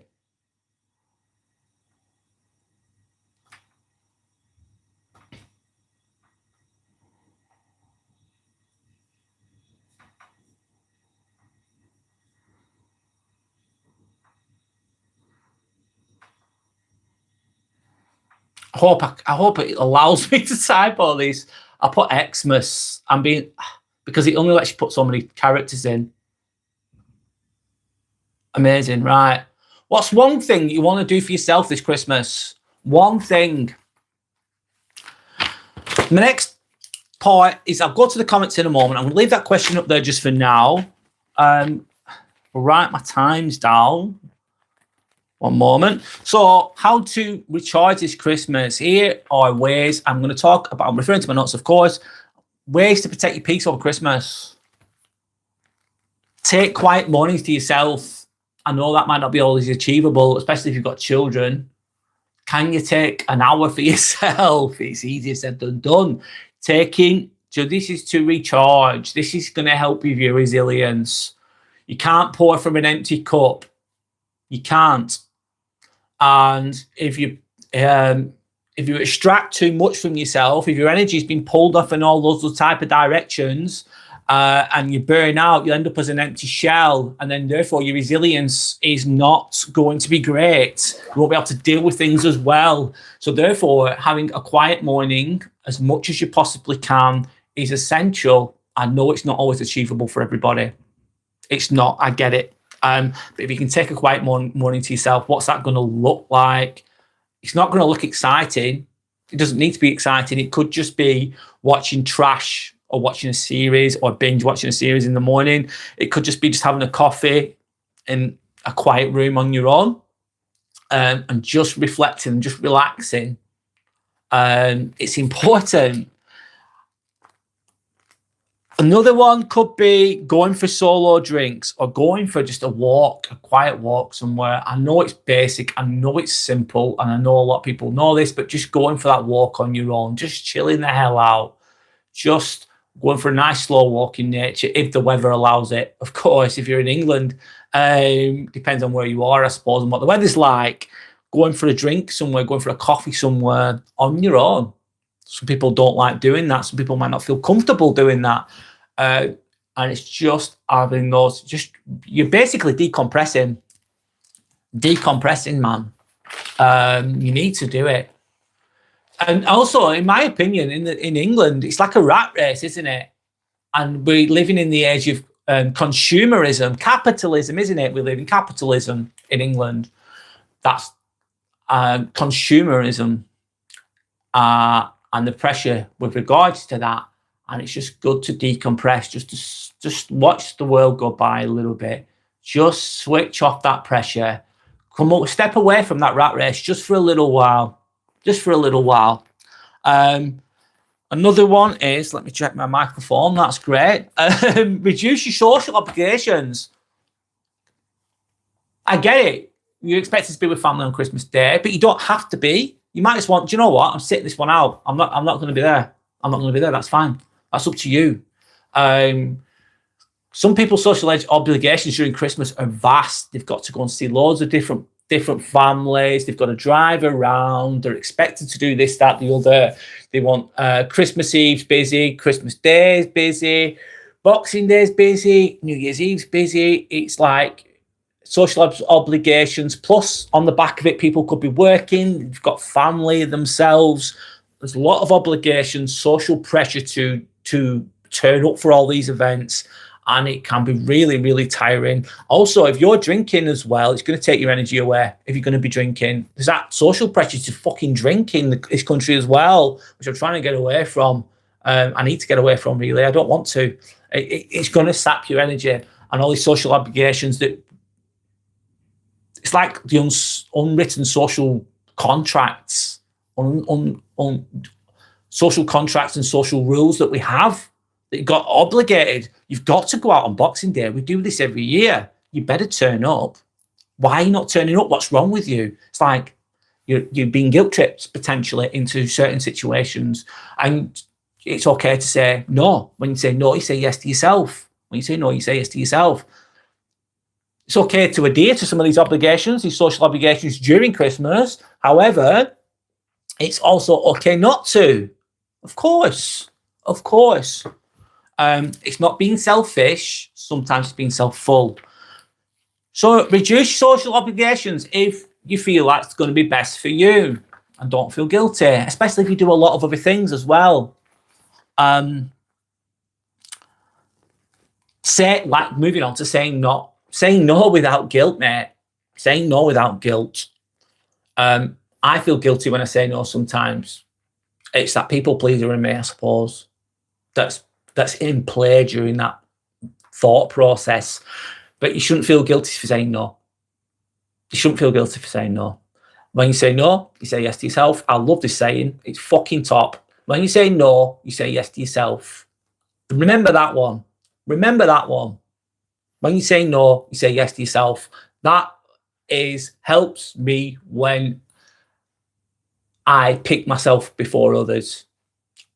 Of course, I try and help people the best I can when I can. And I'm there for people, and I turn up for a lot of things and do a lot of social obligations. But sometimes I think, do you know what? I'm protecting my energy now. I'm done. Anyway, I'll go to the comments in a moment. Domenica. Hello, Domenica. Hope you're okay. My name's Brad, by the way. Hello, guys. Zuki says hello to Domenica as well. Hope you're okay, Domenica.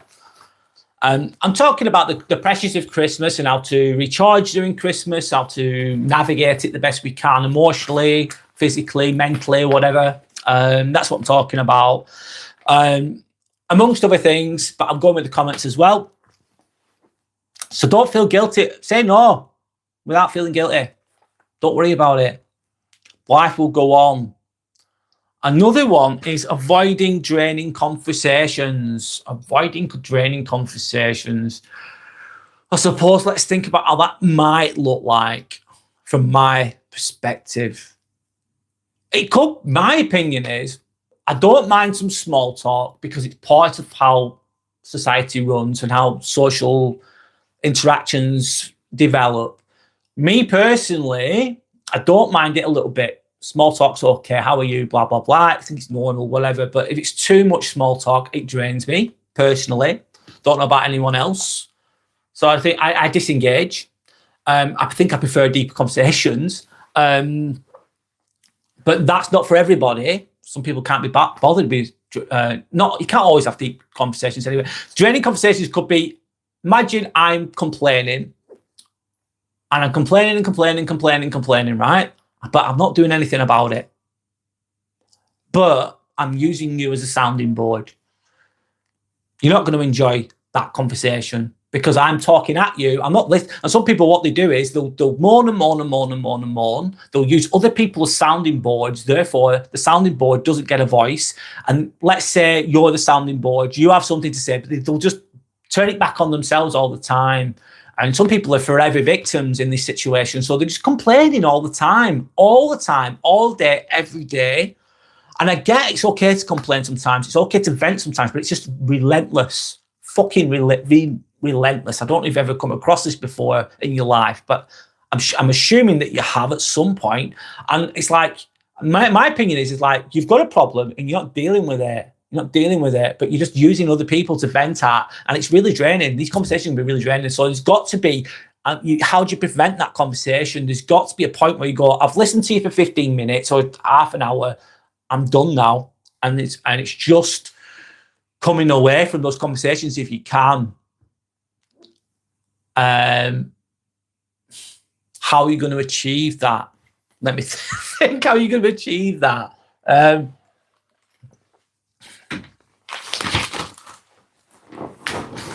And I suppose it's like changing topic or saying, okay, I've heard you. I don't want to talk about that anymore. That's putting barriers in place, isn't it? Doing it mindfully. It could be someone that you really like and respect. You think, no, I've heard enough now. I've heard what you say. I don't want to talk about this anymore.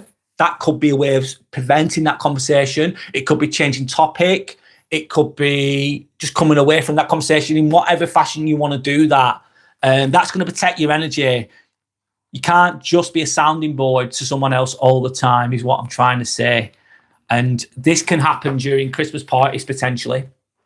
Anyway, I'll move on. I'll go to the comments in a moment.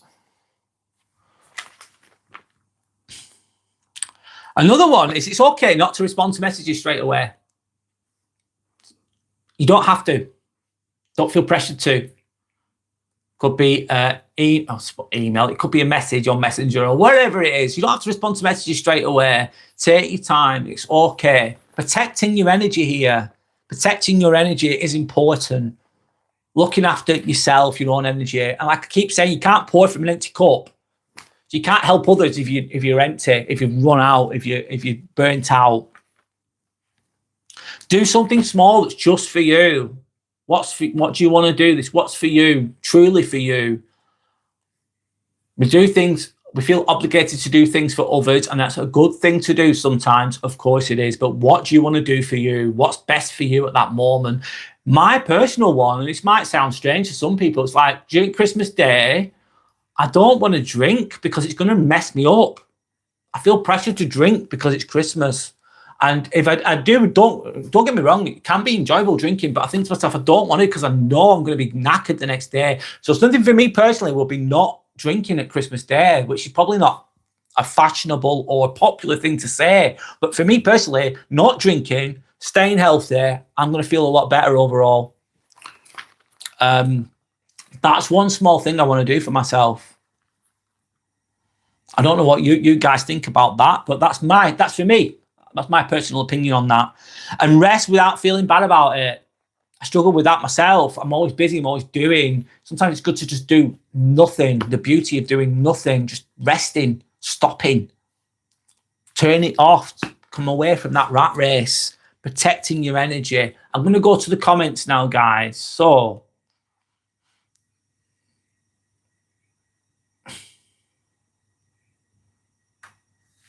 Domenica is from Italy. Oh, wow, amazing. You can call me Nick. Hi, Nick. Also, right. Thank you, Nick. Thanks for joining us today. I'm only just going to the comments now, by the way, Nick. Where in Italy are you from? And how is life in Italy? The food in Italy is outstanding. It is outstanding. It's much better than the English food. In my opinion, English food is terrible compared to Italian food. Italians are so good with that, amazing at that. Arguably, one of the best in the world at food is Italians. Depends on which way you look at it. What's Christmas like as an Italian person, Nick, from your own perspective? So I'm just saying, one thing I want to do for myself this Christmas is to reconnect to little Sander. Do you want to connect to your inner child very deep and just do what I want to do, not what others expect me to? Okay, what's that going to look for you specifically, Sander? I want peace, love, and harmony this Christmas. I want peace. That's a really good thing to say. I'm going to pin that comment. That's great, Sander. Thank you. So I'm going back to Sander's comment. I'm trying to break it down the best I can. You want to reconnect to your inner child, is what Sander's saying. I want to love myself. I want to heal from my trauma, basically, is what Sander's trying to say from my interpretation. And just what you don't want to do what you want to do. So I want peace, love, and harmony this Christmas. I don't want bullshit. I don't want toxicity. I just want to feel at peace. I want to just enjoy the moment, be in the present moment. Eating slowly could be like eating a really nice meal, really healthy meal that's cooked with love, for instance, and then eating it slowly and enjoying the food and just relaxing and switching off. Sanders, forgive me, Nick, my Italian is going to be terrible, but I'm going to attempt to read this now. I'm really sorry. I'm going to murder your language with my bad language abilities, my bad linguistic abilities here. Sander's saying, ciao, Domenica, come stai? Is it? Come stai? Sander's saying, Domenica, It's Nick, by the way, sorry, to try and help you out. Nick is then saying, OGM. I can't read that, man. Sto bene, grazie, Sandra B. I can't say it. I'm really sorry. I'm bad. Sandra's saying she's from Croatia here. I'm trying to interpret her Italian here. Bella Italia.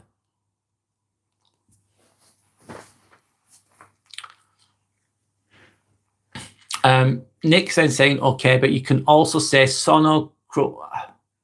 Wow, I can't read that. I'm really sorry, guys. I don't want to say it because I don't want to speak Italian because I'm just going to kill you. I'm just going to sound terrible at it. I'm not confident with it, if I'm honest.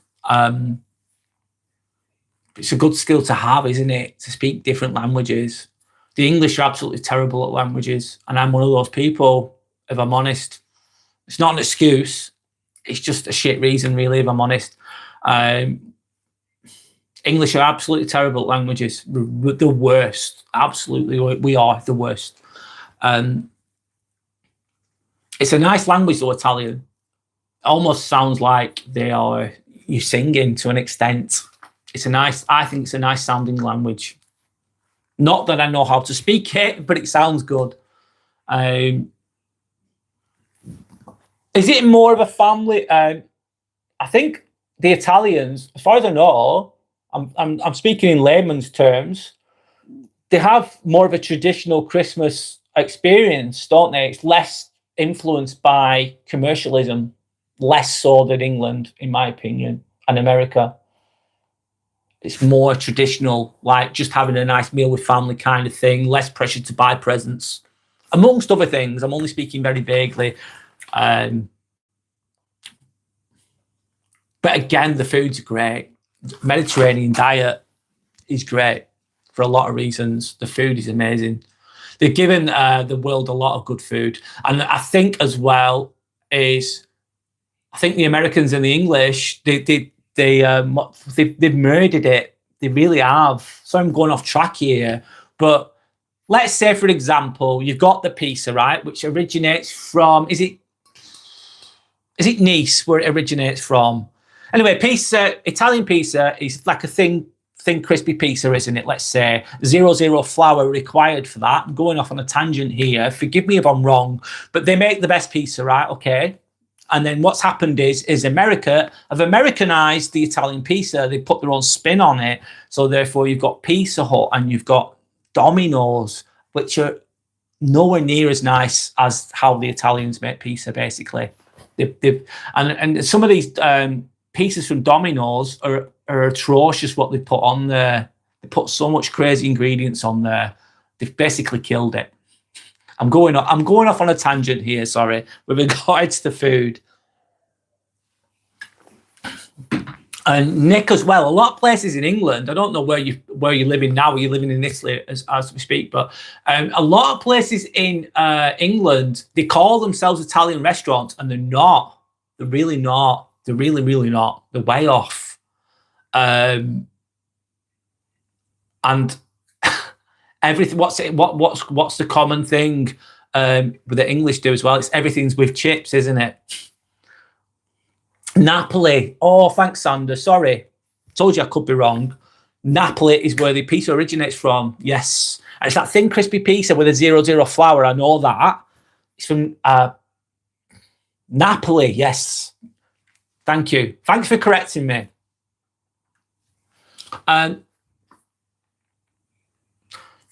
Janine saying she loves Pizza Hut and stuffed crust. Haven't had it for years. No, I've not had it for years. I prefer the original from the thin, crispy pizza that's stone baked. It's not stone. Is it stone baked? A wood fire stone baked pizza. I love the original from Italy. Is my opinion. Everyone's got their own thoughts on that.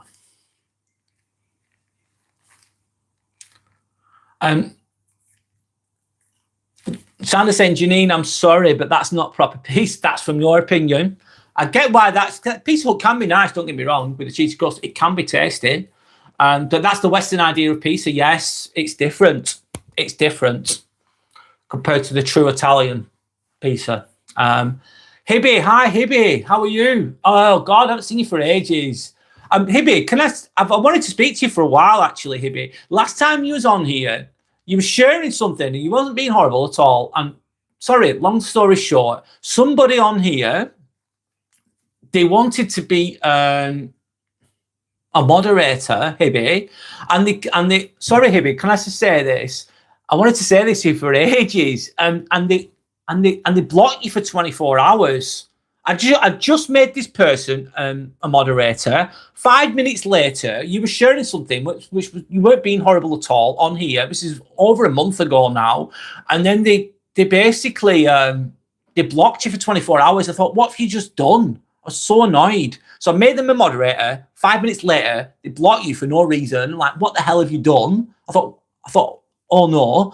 And then I thought, oh, how do I get Hibby back? And I didn't know how to do it at the time. Forgive me for that. And then I thought, I made a mistake. I made the wrong person a moderator, Hibby, back, by the way. I was really upset. I was upset because I felt bad.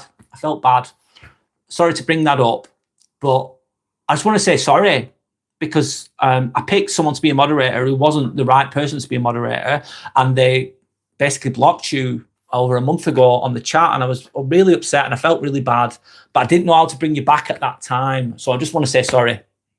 But it's good to have you back with us, by the way. I hope you're okay. I hope you're doing well. Sorry, I wanted to say that ages ago, and I've not had a chance to, but I wanted to say that, by the way, Hibby. Hibby saying, I want to buy property for myself this Christmas. If you're in a position to do that, go for it, Hibby. I'd love to do that for myself this Christmas too. I really would. Janine saying stone baked is great. Yeah, it is. Yeah, it is. Absolutely. This is making me feel hungry right now. I'm on the carnivore diet right now. I only eat meat. I've been doing it for 9 days. Do I love pizza though? Oh, it's amazing. Oh, it really is. Sanders said love and respect to Hibby. Sanders then saying Coco, yes. Pizza Hut is okay if you don't have other options. Yeah, it's not horrible, is it? It's not horrible. It's nice, but stone baked wins for me. Anyway, everyone's got their own opinions, though. Everyone's got different tastes. It's not one size fits all. With regards to that, he'll be saying that's all right. Hey, okay, cool. He'll be saying don't worry about it too much. I'm here. Okay, cool. Thanks, Hibby. He'll be saying I miss you guys. Well, we miss you too on here. I'm glad that you're here. I'm glad that you're here. I appreciate you being here. Thank you. EEJJ, hi. How are you? How's the diet going? Thanks for asking. Yeah, I'm on day 9. It's meat only, so I can only have chicken. There's no pasta, there's no carbs, there's no bread, so therefore no pizza. But don't get me wrong, these things are nice. So basically, I've just been eating eggs, a little bit of cheese. I've been using cheese as a dessert, believe it or not, but only a little bit. Loads of eggs, steak, beef, chicken, on the whole, different types of chicken breast, etc., etc. It's going well.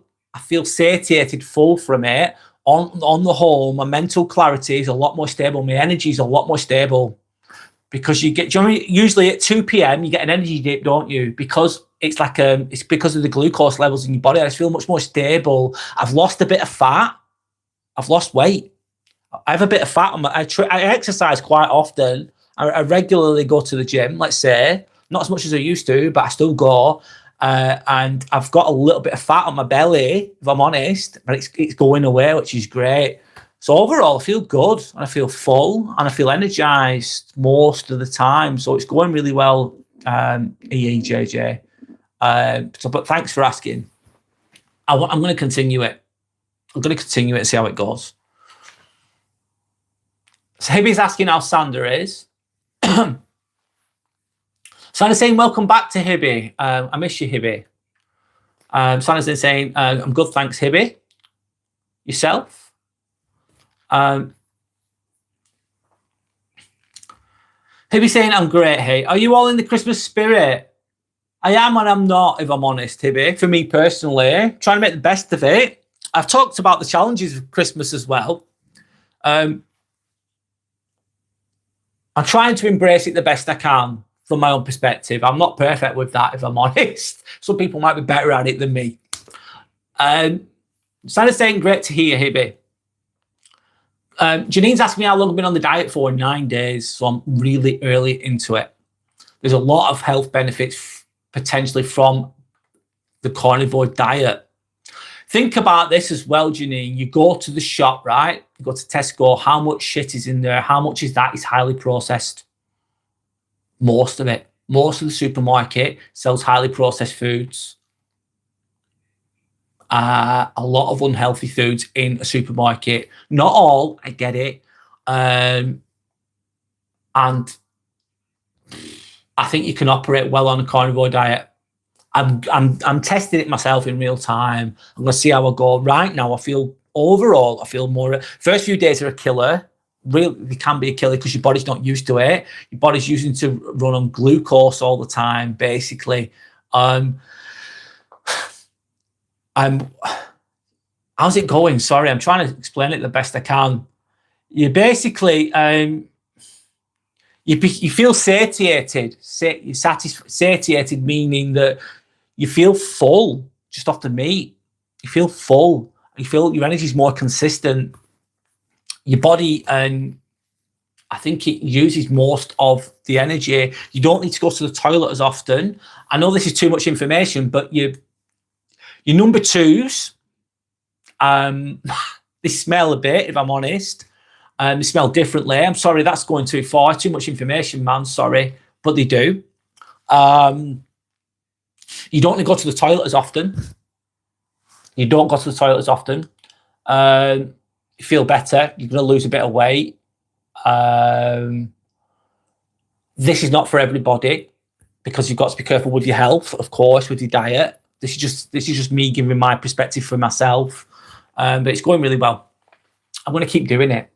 I think over time, it's meant to make you feel more energized, sharper. And that's what I want. And I want to raise my vibrations, basically, my frequency. I want to raise my frequency. Being stronger, healthier, fitter, more energized. Why wouldn't you want that? It can give you less inflammation in your body as well, which is a good thing. And basically aches and pains can go away, basically there, sorry. Anyway, I'm going to carry on. I'm speaking very vaguely about this at the moment with regards to the carnivore diet. I'm early into it. I've still got a lot to learn. I don't know everything. Anyway, Sandra's then saying, I definitely am, Hibby. Working gets in the way. Yeah. Takes away your energy and your time, Sandra. Hibby saying, nicely done. Very nice. Thank you. Hibby's then saying, I've been in the spirit since October, Sandra. Amazing. Maybe a bit of it could rub off on our host here. LOL. Thank you, Hibby, for, I probably need a little bit of that. Christmas spirit. You're spreading a bit of joy and a bit more positivity onto the situation, onto it. Yes, I appreciate that. You like Santa behind me? Yeah, I put Santa behind me just to go with the theme that we're on. Thanks. What kind of a diet am I on, Hibby? You might have already heard me say it. I'm only going to the comments just right now. Carnivore diet. Basically just meat. Just meat, yes.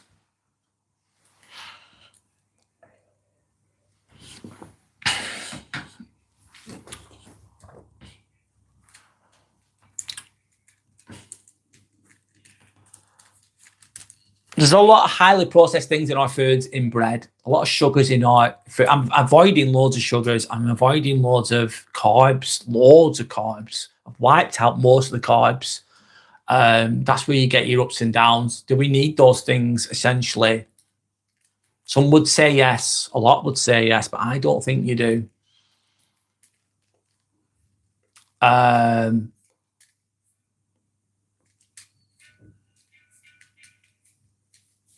I think it could be really good for you, potentially. But please, if you've got any health issues or complications, consult a doctor, not what I'm saying. I don't know everything. It's very personalized with regards to diet, very specific. There's lots of diets out there as well. It can be very confusing with what's healthy and what's not. Lots of conflicting ideas and philosophies on with regards to diets. There's so many different diets, isn't there, as well? Do what works best for you personally, is what I like to say. Have an open mind as well at the same time with regards to everything. Anyway, he'll be saying, I absolutely love that, Sander. This is a beautiful thing to do for yourself. Absolutely.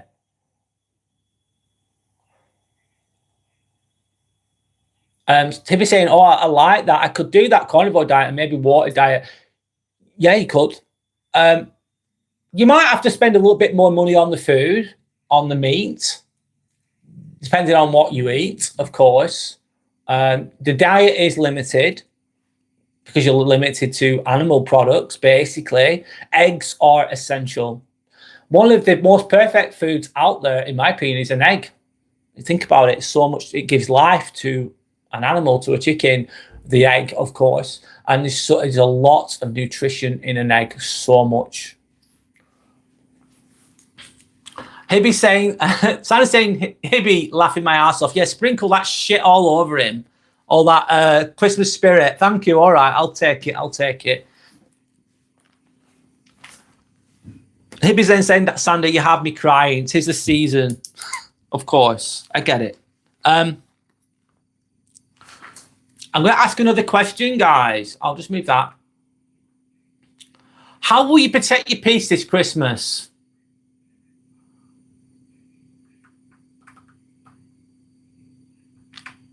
Is the question. How are you going to do it? Maybe you don't have to do it. If you don't have to protect your peace this Christmas, you're in a really good place, crack on and enjoy yourself. That's good. It's a good place to be.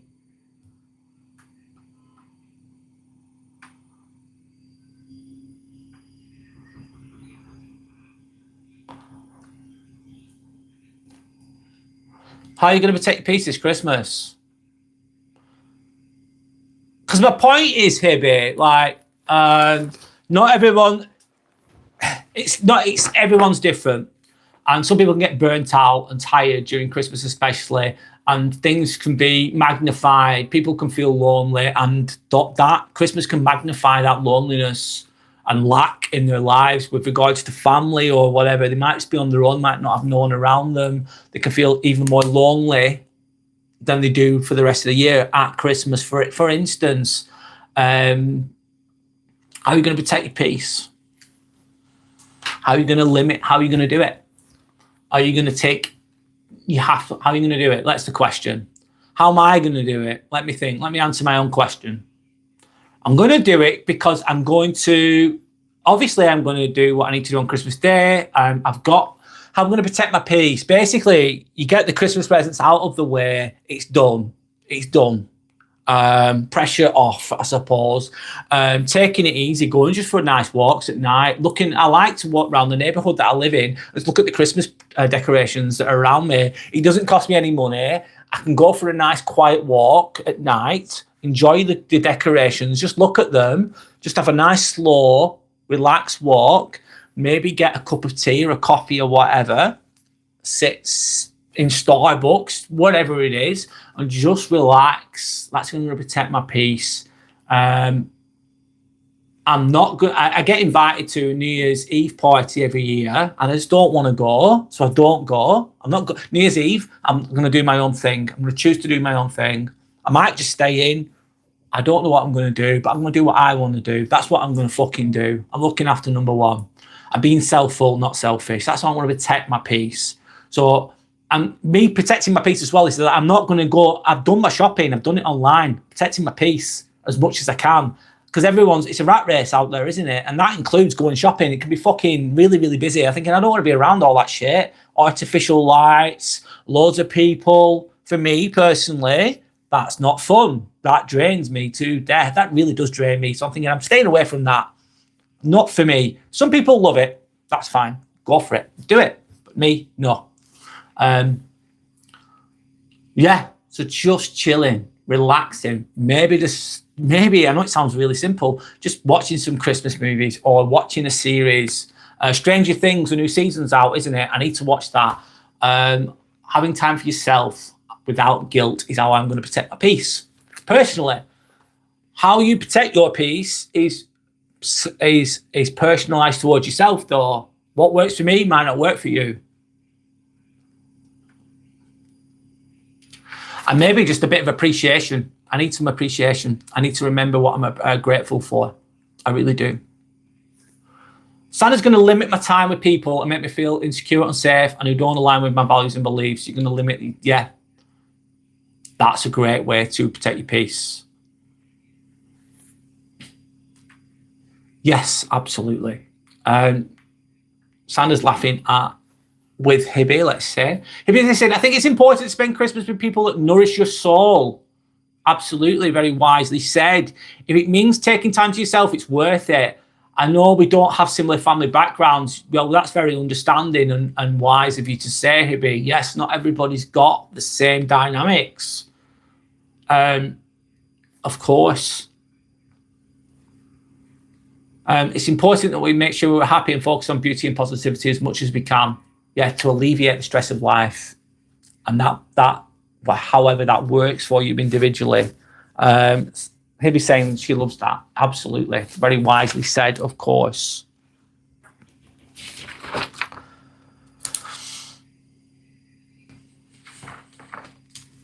I've done a chilled live today. I like doing the deeper stuff sometimes, but today I've done it's more chilled, I think.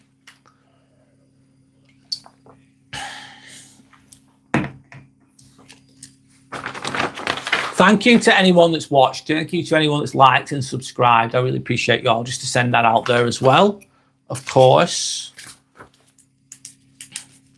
So I'm going to move on in a moment. So I'm going to ask another question. Are you having a busy or a quiet Christmas? One moment, let me type it in.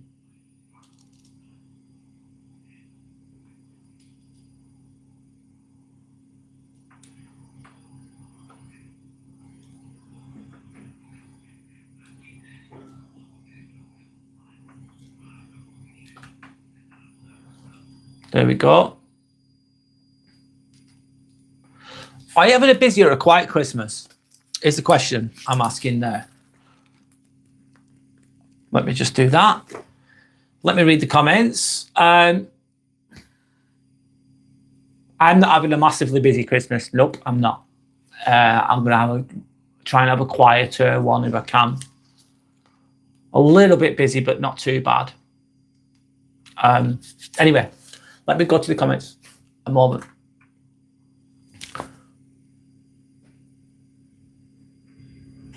Hibby's saying, while we're on it, I was told by a guy that a lot of men don't like women with depth because they're not fun.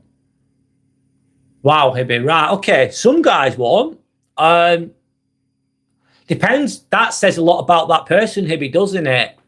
You were told by a guy that a lot of men don't like women with depth. That's not true. That's one person's opinion.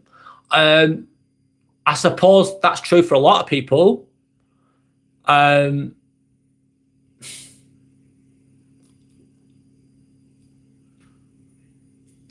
Basically, they're scared of someone who's deep by the sounds of it. Oh, you can be a deep thinker and still be fun to be around as well, by the way. That's a very narrow-minded opinion, isn't it, Hibby?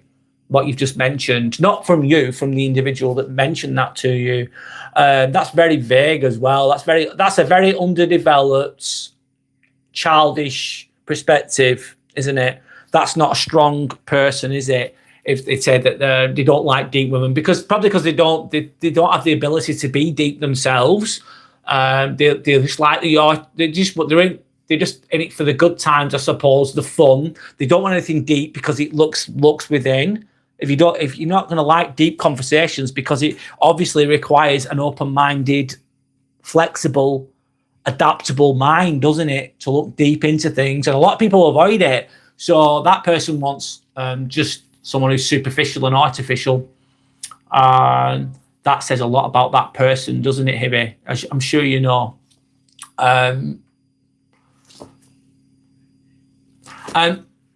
Janine saying, have a lovely Sunday, everyone. Nice to meet you, Brad. Take care. Oh, no worries. Thanks for being with us, Janine. Hope that you enjoy the rest of your day. Thank you for being with us today. Enjoy the rest of your Sunday too. Yeah, sending out thanks back to you as well. Thanks for contributing. Thanks for sharing. He'd saying, I am having a very quiet Christmas. It seems my siblings and I are trying to do something more quiet. Oh, there's nothing wrong with that, Hibby, is there? Hibby's then asking Coco, which is Janine, are you leaving? Yes. Yes, she is. Probably got a lot of things to do by the sounds of it. Sandra's saying always quiet. Sandra says bye to Coco, bye to Janine, take care. Hibby says bye to Janine as well. Sandra's saying Hibby, losers don't like women with depth. That's correct. Yeah, that's like a young soul kind of underdeveloped person who's not going to want people with depth because they don't want to go there. They don't want to talk about those things. It makes them feel uncomfortable. That's what that is. That's what I would assume that would be. I don't want someone who's got depth because it's just too deep for me. It's too thought. I don't want to look at that. I just want to look at all the fun things. I just want to have a nice adventure over here. I don't want to look at anything deep. I don't want to look at myself. It's too painful. I'm going to avoid that. Any woman that comes across me, for instance, that is deep, I don't want it because it makes me feel uncomfortable. That's what that says, Sandra. Those aren't real men. That's a lost boy. That's a man-child. Or it depends on what their age is. That's basically a lost person. Yeah, absolutely. There's a lot of society like that. Yeah, there are. Also, for a person to say that a lot of men don't like that, it's like you're assuming that everyone else is the same as you. No, they're not. They're not. How do you know that? You're not going to know that, are you? Oh, most men don't like that. It's not true. How do you know what most people want? Have you asked them individually? No. Anyway, starting to say, hey, it's hard everywhere, trust me. Lacking depth and emotional intelligence is a universal thing, I'm afraid. I'm going to read it again. Hey, it's hard everywhere, trust me. So a lot of people that lack depth and emotional intelligence, it really is, in my opinion. Yes, a lot of the society isn't open to it. They're just not there. Some of it is, but a lot of it isn't. Absolutely.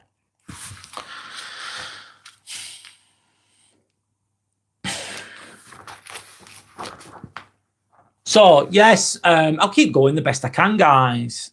I'm going to have as much of a chilled one as I can overall with regards to Christmas.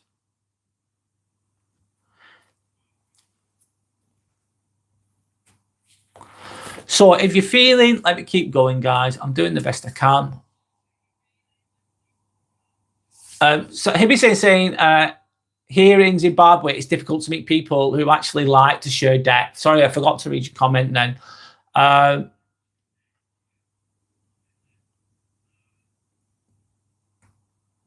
there's not going to be many. I don't know much about Zimbabwe Hibby, of course. I think it's universal, like Sandra said, though. It really is. It's mad. It's mad. It's basically, what does that say? It's just being uneducated in a way. Uneducated, underdeveloped. A lot of people don't have that and don't do that. They don't go there. And then if you do end up in a relationship with somebody like that, you're only going to go so far with them. You're limited. You're not open-minded. You're narrow-minded. You're limited to what you can be opened up to. And that's it. That's what you're going to get.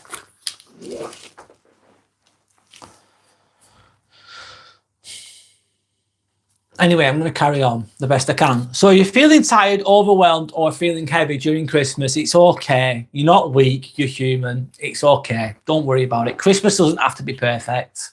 No, it doesn't. It doesn't have to be perfect. You don't have to force yourself to feel festive. If you want to feel festive, you love the Christmas spirit, go for it. But you don't have to. Take that pressure away. This is what I'm trying to say. You don't have to. It's your choice, is what I'm trying to say. Personal choice. It's all good. And you don't have to carry everything alone. If you don't have to try to release a bit of that pressure, try to release a bit of that load, that heavy emotional load, or whatever load it is, physical load. Just try to be kind to yourself. Try to have a bit of, try to create some peace in your life. Try to just be chilled out. Today, it's about what we talk about. It's been about slowing down a little bit, giving your mind space to breathe, and reminding you that it's okay to put yourself first sometimes. It's okay to put yourself first sometimes. It's my point. Anyway, I'm going to relax for a moment now. I'm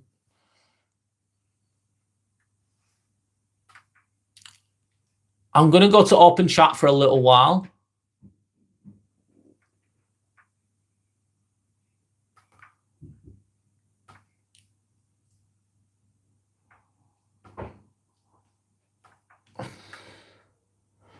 Let me just fill that in. Open community-led chat is now what we're on. I don't know. Let's see if the conversation goes anywhere. If it doesn't, it's fine. It's all good.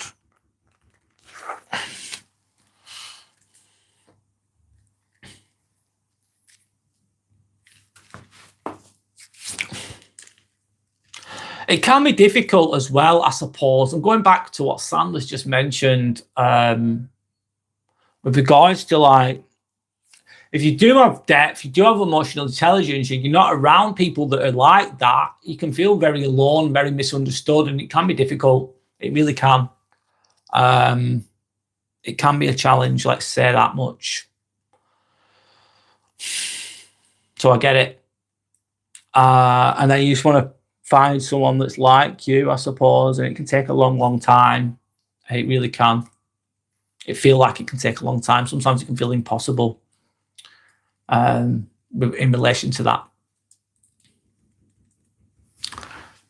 I'm going to have a little tiny break. One moment. I'll be back in 1 minute. I just need a breather. I'll be 1 minute, guys.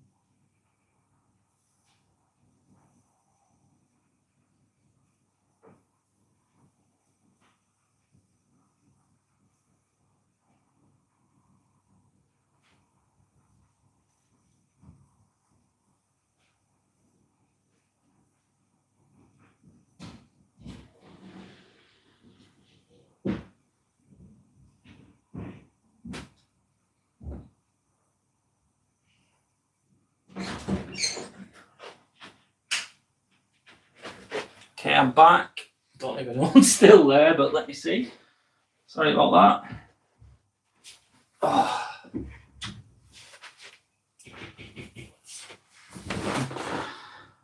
Oh, sorry guys. Back now. Let me just sort this out.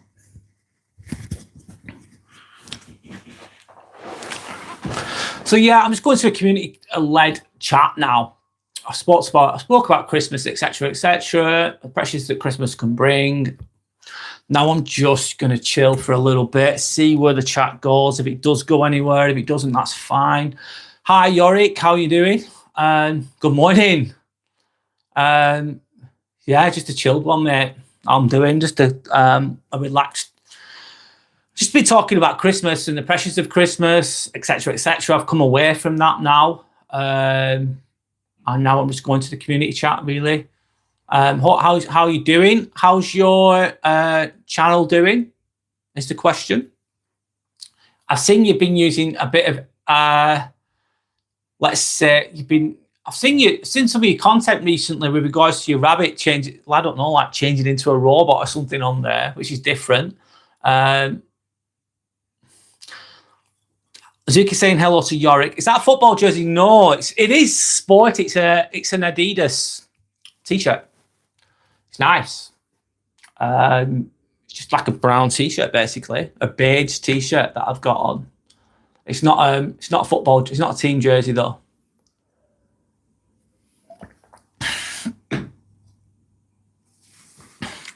Yeah, it's a new thing. AI shorts, right? I'll have a look into that.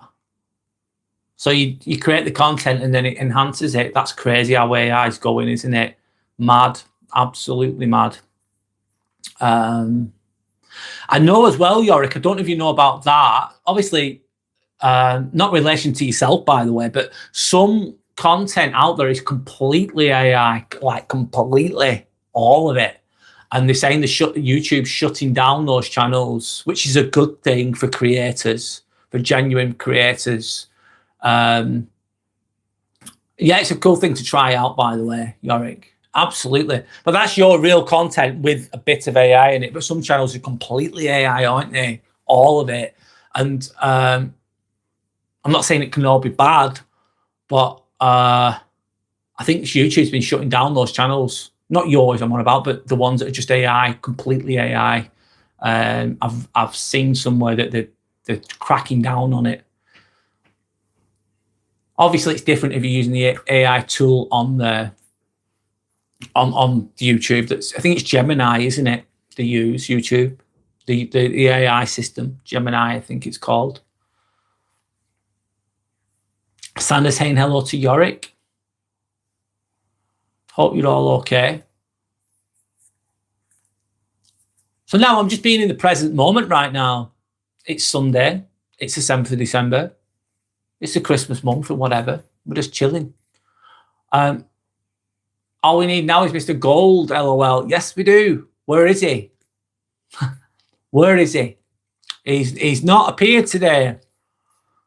He might be spreading that majesticness somewhere else, perhaps. Joking, of course. It's your mum's birthday today. Oh, nice. Hope your mum's okay, Yorick. Happy birthday to Yorick's mum. Are you doing anything? Is she close to where you live is the question, Yorick. Is she close to where you live? Are you going to see her? Or have you spoke to her today or whatever? I'm asking you a few questions there. Happy birthday to Yorick's mum, though. You seen it? Oh, that's good. I'm glad. That's great, Yorick. That's great. Have you got anywhere with the what's it called? The thingy job. The what was I going to say then? The security job, the events job. Have you got anywhere with that? Has that materialised at all? I remember you saying that you'd done some like a course on it that you completed. Is that manifested in any way? Just asking. Sandra's saying it's my unbirthday today. That's off Alice in Wonderland. It's off Alice in Wonderland, unbirthday. I'm having happy unbirthday, which is like most of the year, isn't it? I suppose in a way it's like I'm appreciating the present in a way.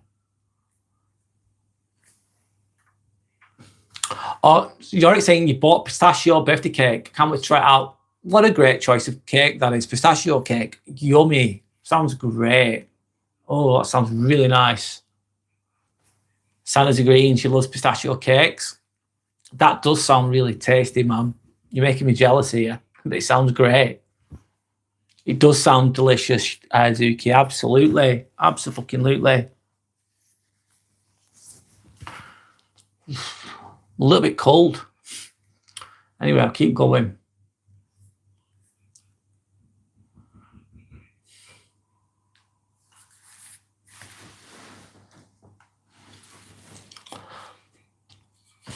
I'm going quiet for a little moment, guys. That's all.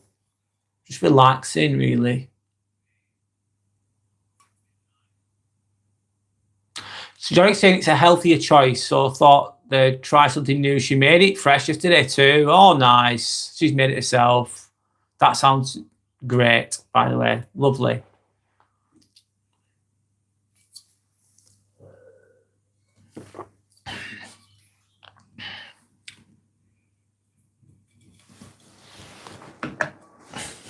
I'm just going to put my jacket on, guys. One moment. You can still hear me probably, but I'm just putting this fleece on.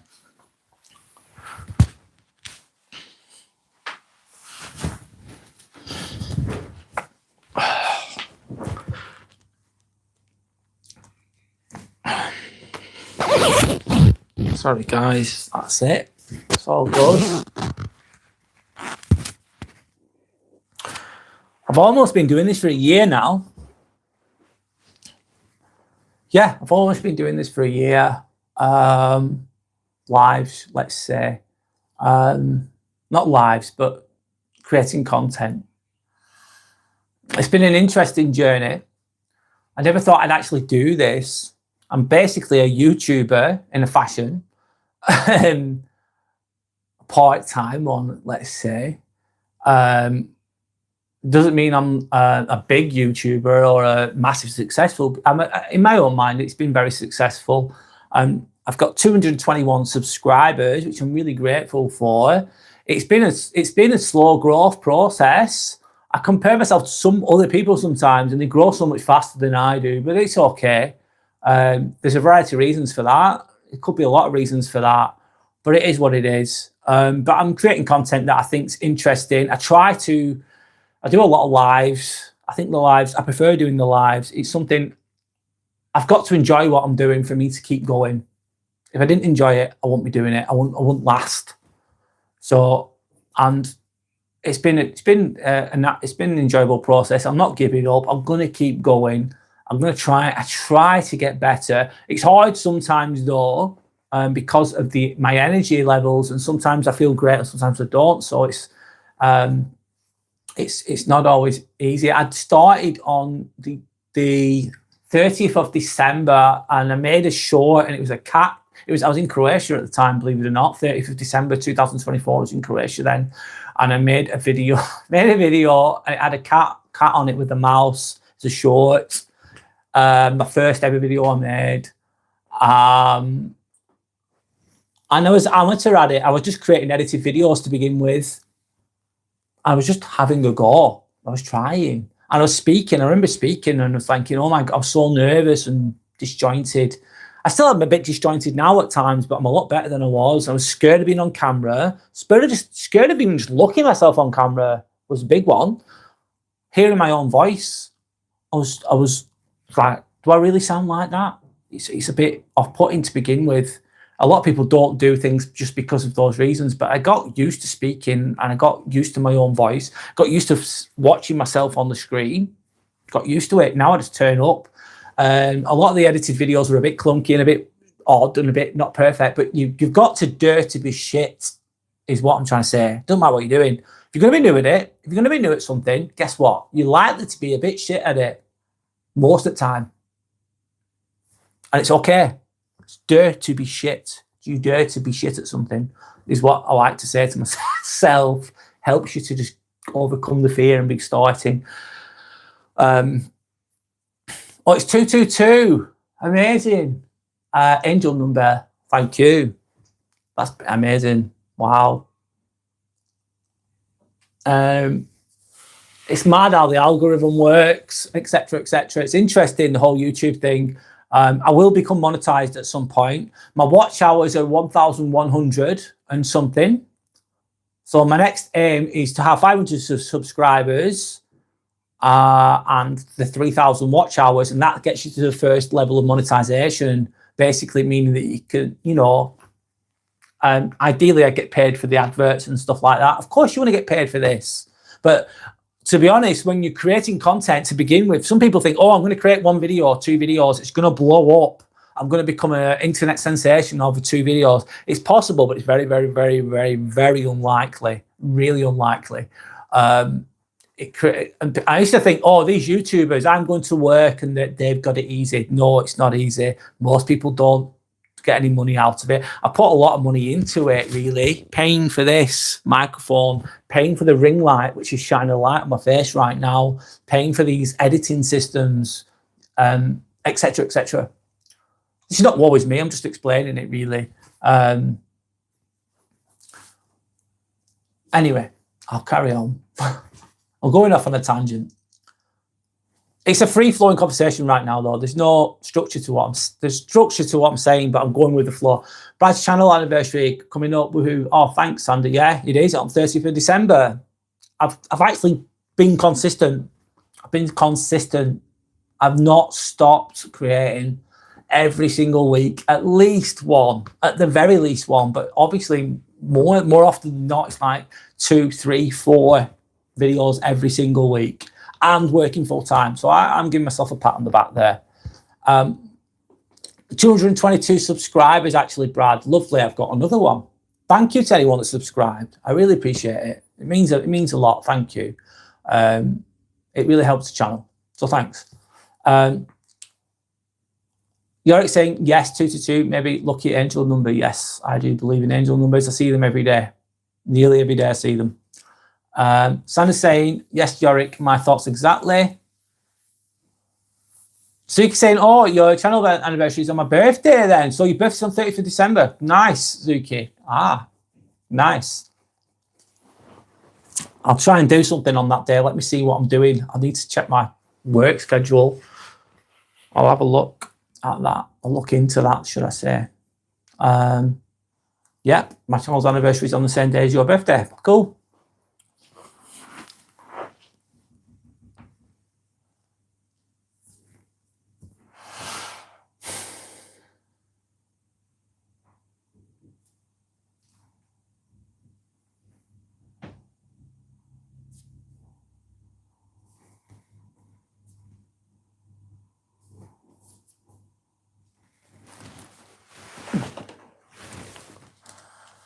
I'm going quiet for a moment. Sorry. Sandra's cooking. Cool. What are you cooking, Sandra, is the question. What are you cooking? Chef Sandra is on it. Zuki's also asking, what are you cooking? Let us know.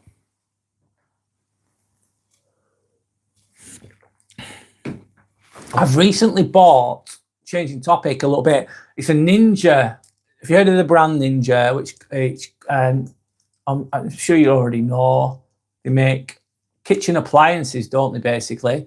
And it's like an indoor grill fryer.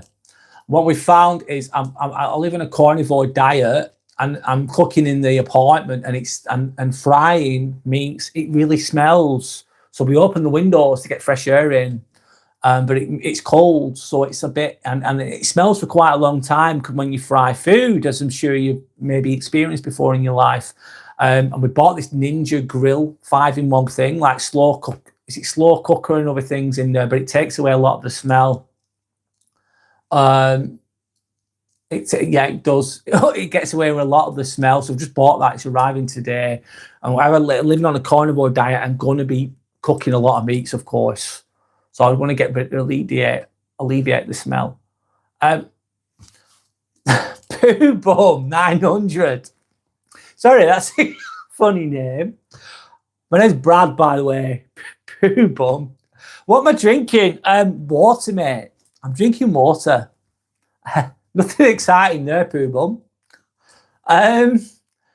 Santa's then saying diced beef, slow cooked sauce, and carrot, lentil creamy soup. Sounds great. Amazing. Healthy as well. Santa's saying hi to Pooh Bum.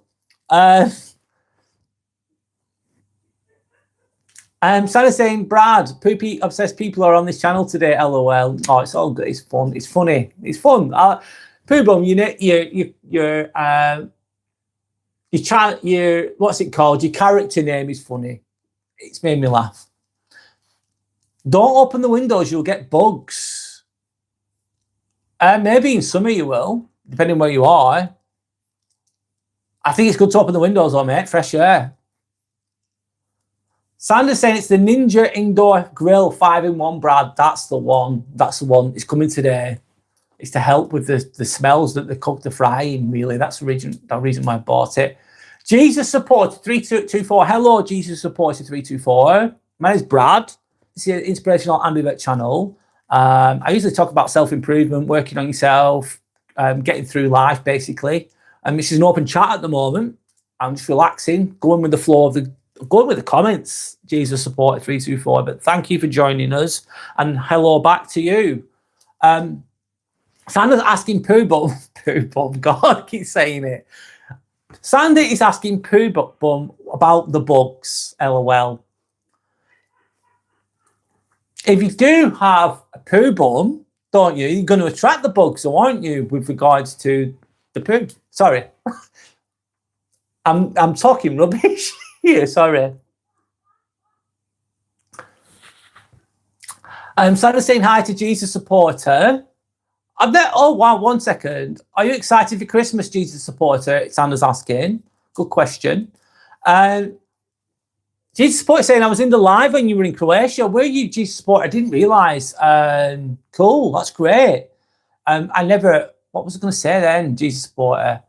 I didn't know you were there, of course, because the first time I've seen your comment, as you know. Oh, nice. I'm glad you were with us. Thanks for commenting, by the way. Yeah, I'm back in England now, mate. Back in England, back at work, back into the structure of things, let's say now. I'm going back to Croatia in May, by the way, Jesus Supporter. I go often. Zuki saying, Brad, laughing. In relation to the other person that was on here, Sandra's laughing her head off. Sandra's laughing. Brad saying Pooh Bum is killing me. Yeah, I can see why you'd laugh at that. It's good to laugh. And then life's serious all the time. It's good to be silly sometimes. It's all right, man. It's good to be silly sometimes. Not everything should be so serious all the time. In my opinion, as well. Sandra's laughing again.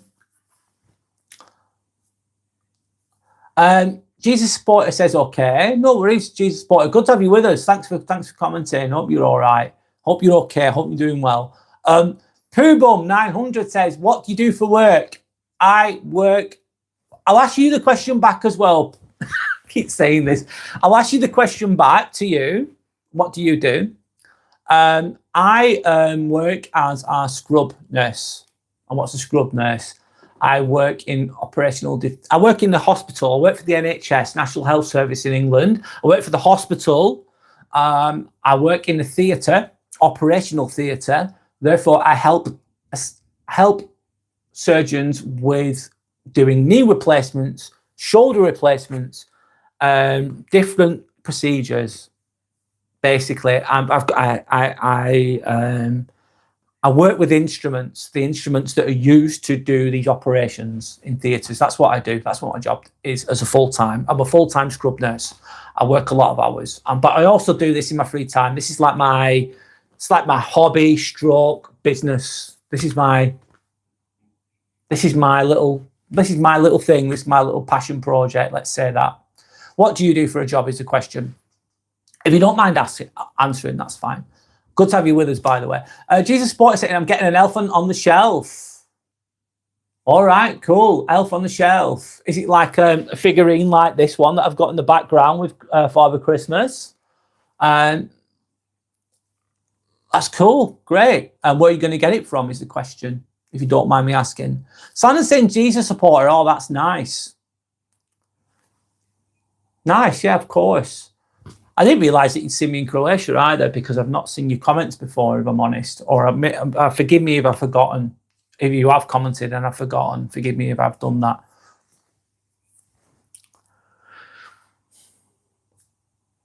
So yeah, basically I work in a hospital, mate. Yeah. I enjoy what I do. I care about what I do. And in a real vague way, if you're doing a knee replacements, for instance, it's like because someone has mobility issues and you're on a team that's helping to fix people.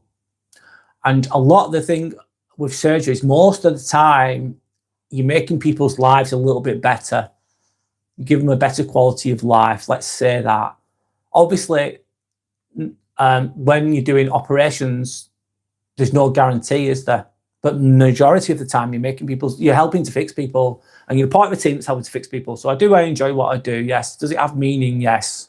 It can be stressful. It can be stressful. Absolutely. But that's what I do. Jesus Supporter saying maybe get it from eBay. You could do. Where are you from, Jesus Supporter, if you don't mind me asking? And I can't believe saying this. And Poo Bum, where are you from? Sorry, the name's really funny. It's making me laugh. It's funny. Not Jesus Supporter. I'm on about the other person. Sorry. Trying to say, I haven't shopped on eBay for over 15 years, probably. No, I haven't. Not for a long time. I don't know why. I feel like a bit cautious with it, and maybe I'm in the wrong with that. I don't know why I feel cautious of eBay. And I'm sure there's a lot of legitimate place to buy from. You're from the southwest of England. Okay, cool. Cornwall-ish. Forgive me if I'm wrong. I'm from the northwest, of course, near Manchester. You might already know that, though. What was I going to say then? TK Maxx can be really good. I don't have TK Maxx down there, Jesus Supporter 4. We got this from TK Maxx, by the way. I got this from TK Maxx, should I say. They have really good decorations there, and they're not silly prices. Another good place is garden centres, isn't it? Obviously, pay a bit more in a garden centre. Yeah, Brixton. Oh, okay, cool. Brixton, yeah. How's life in Brixton is the question.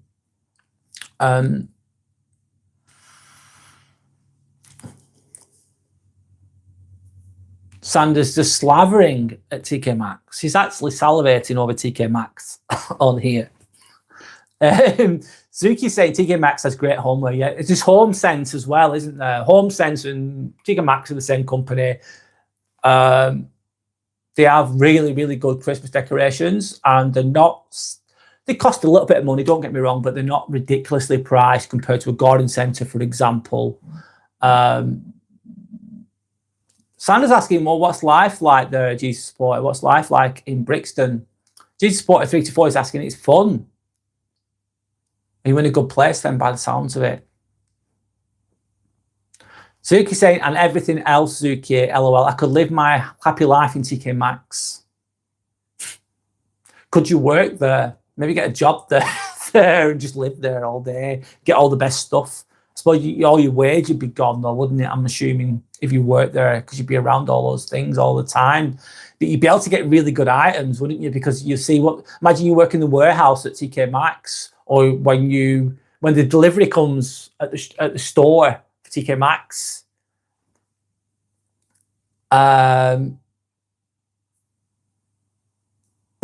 You know what I mean?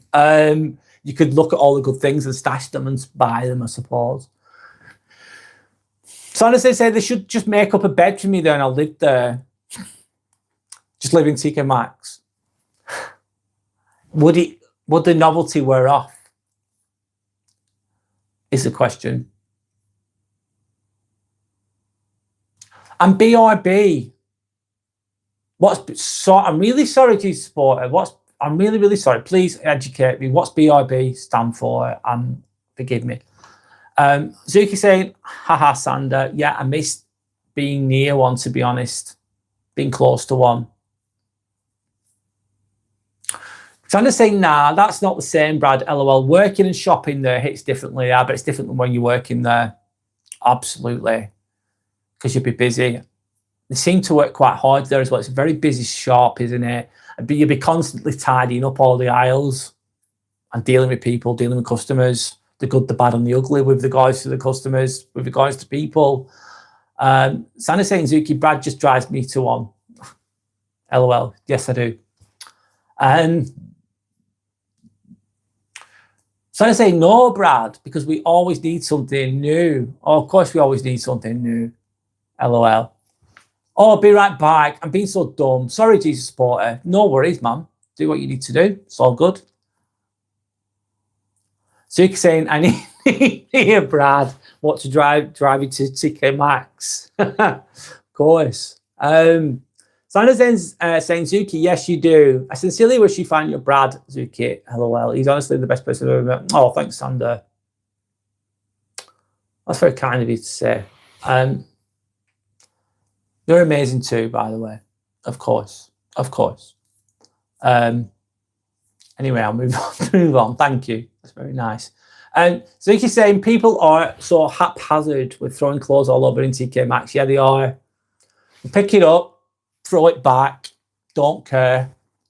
It will be a nightmare to constantly tidy it. It's like it's a never-ending figure. It's a never-ending thankless task. Zuki. If you're working in a place like TK Maxx, because it's going to be people who's going to throw things everywhere. Most people aren't going to put things back properly. They're going to leave it in a mess. And then you just have to keep tidying it up over and over and over again. It's like an endless loop. It will be a nightmare, potentially. Sandra's saying, oh, Sandra, love that. Sandra's saying, yep, Zuki, it's awful. Plus, you have to deal with the public. And yeah. I used to work in retail a long time ago. I used to work in a designer clothes shop over 20 years ago. God, I'm showing my age now. From 1999 to 2002, I worked at a place called Originals Menswear, which was like Armani, Stone Island, Paul & Short, Lacoste, Hugo Boss, etc., etc. We sell designer stuff. I liked the job. I was really young at the time. I was a teenager, 16 to about 19. I worked there, ages from. And I worked in retail. But would I want to do it again? No. I've been there, done it. I don't want to do it again. And yeah, you get some really nice people. You speak to some interesting people sometimes, but some of them are just really rude and awful. And you've got to maintain your professionalism, haven't you, I suppose? It can be challenging. If I had to do it, though, I'd do it again. If I had to work at McDonald's, I'd work at McDonald's. I'd work if I had to, I'd work. So I always like to have a job. I've never not had a job in my life. I've not stopped working since I was 16. I'm 43. I've not stopped. I've never been without work. Maybe that's a good or a bad thing. It depends which way you look at it. I like to be busy. I like to be useful. I just do. Anyway.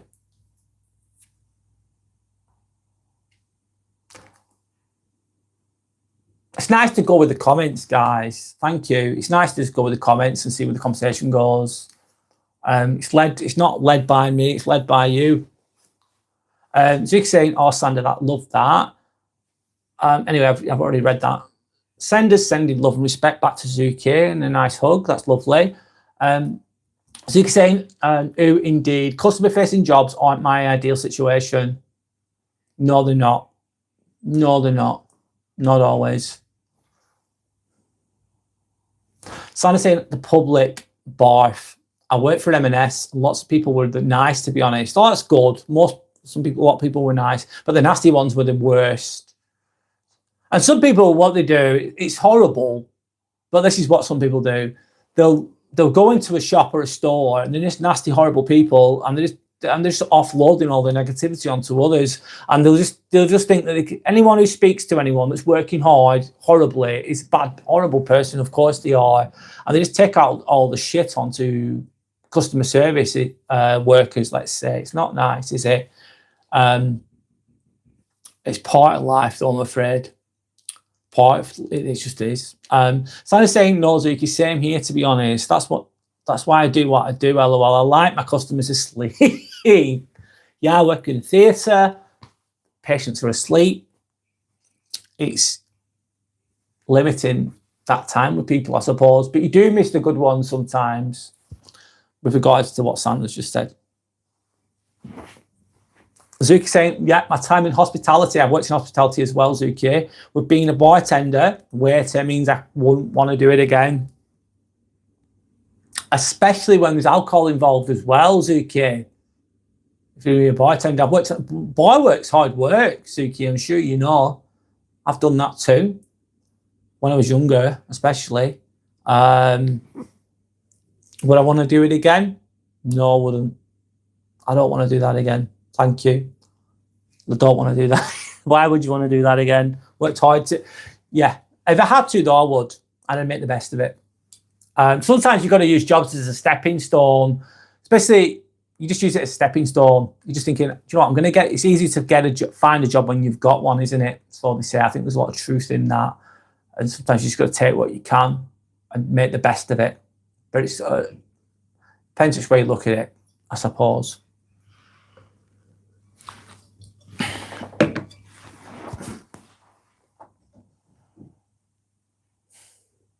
It's never always easy, though, is it?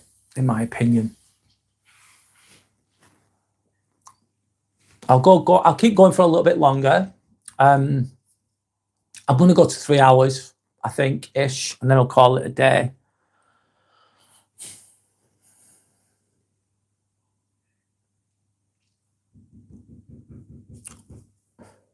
I'm just relaxing for a moment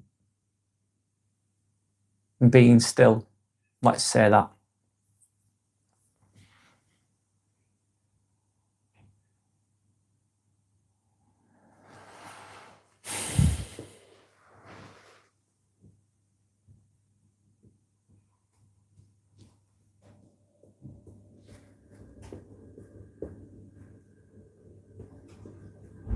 Yeah, I used to work at, let me go with that. I'll keep talking. I used to, of course, I used to work at, a long time ago, of course, I used to work at Blackburn. You've heard of Blackburn Rovers football team, Ewood Park in Blackburn, of course. I used to work there in the boxes, it was, like, not you got the normal seats, but you've got like the lounges at Blackburn Rovers. So that's where people pay a bit extra for the seats. They're indoors. There's a restaurant there. I used to work there behind the bar. I did that for a good few years. I enjoyed it. I used to get to watch some of the game as well. But it was hard work sometimes, bar work, lots of drinks, it's very repetitive, hard work. You get some tips sometimes as a bartender. I've done it myself, which was positive, I suppose. Yeah, so that's that. With regards to that. This is just an open chat right now, guys, by the way. Just chilling. Seeing where it goes for as long as it can.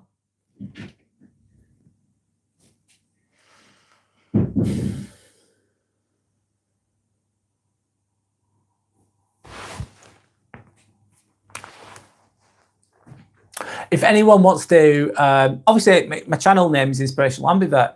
If you ever want to email me, you can do. It's www.inspirationalambivert@outlook.com. I'll answer the best I can. If you want to ask a question on my community post, you can, or on one of my videos, ask a question. I'll answer them the best I can, in the best way I can. Today's been a bit of a chilled one. I've done a chilled one. I can't speak about heavy things all the time. I don't know what everyone else's thoughts are on this, but I don't want to speak about the same things all the time. I know some things are repeated sometimes, but I don't want to speak about the same things all the time.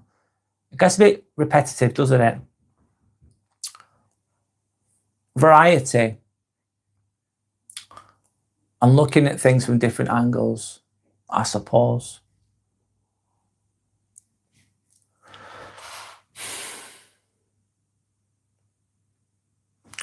Zuki's then saying, yeah, my time in hospitality with being a bartender waiter means I wouldn't want to do it again. Why was it bad, Zuki? What was hard about it?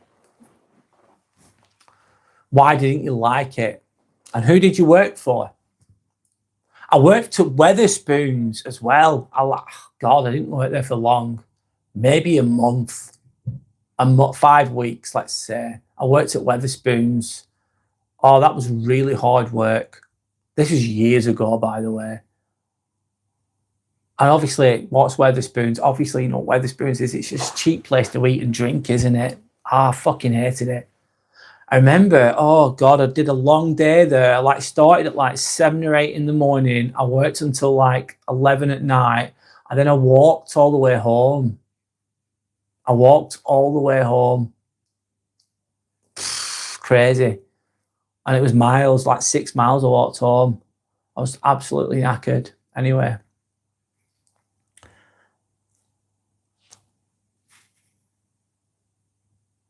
One of the big things for me, Zuki's saying, was that we had some horrible, problematic locals that the owners were loyal to, but were vile. So I had to serve them. They weren't treating the female employees well at all. I bet they were like, oh, I bet they were like arseholes, saying, let me guess, saying inappropriate things. Let's say that. I can imagine. And yeah, they're loyal, so they're bringing money in. So therefore, that it's wrong though, isn't it, Zuki? Of course, you know it's wrong, but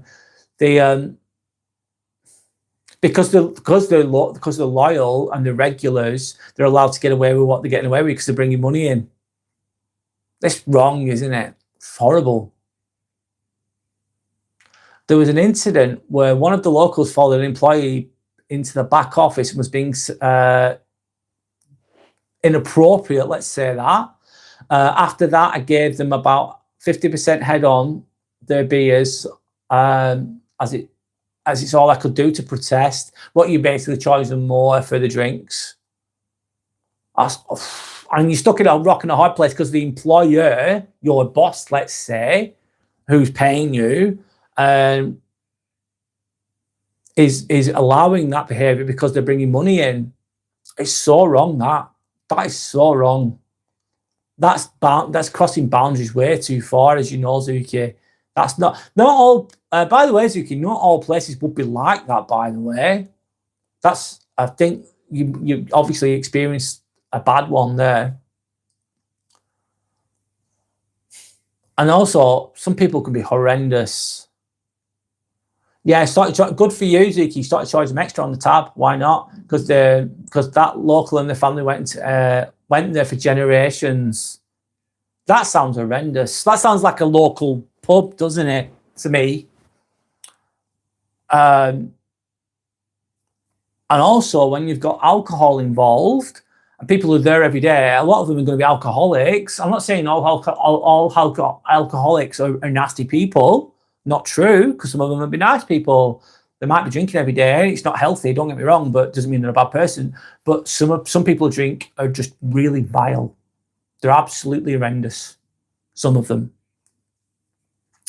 It was a hotel in a Welsh village with a steam train from the coast to it. So it's quite a tourist hotspot, very busy, extremely understaffed.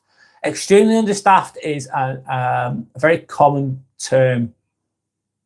NHS, extremely understaffed. Everywhere, extremely understaffed. Cruelty of capitalism, basically. Steam train sounds nice, doesn't it? Coast sounds nice. Tourist hotspot, I suppose it sounds attractive to an extent. Very busy, very hard work, I can imagine. They were good and fun times, but also a lot of negative customer interactions. I can believe it. And you're also like, you've got your hands tied behind your back, haven't you? You're in that situation. They're drunk. They're being abusive. You're working. You've got to maintain your professionalism and your customer service-based professionalism, let's say, to be ideal. And then you've got to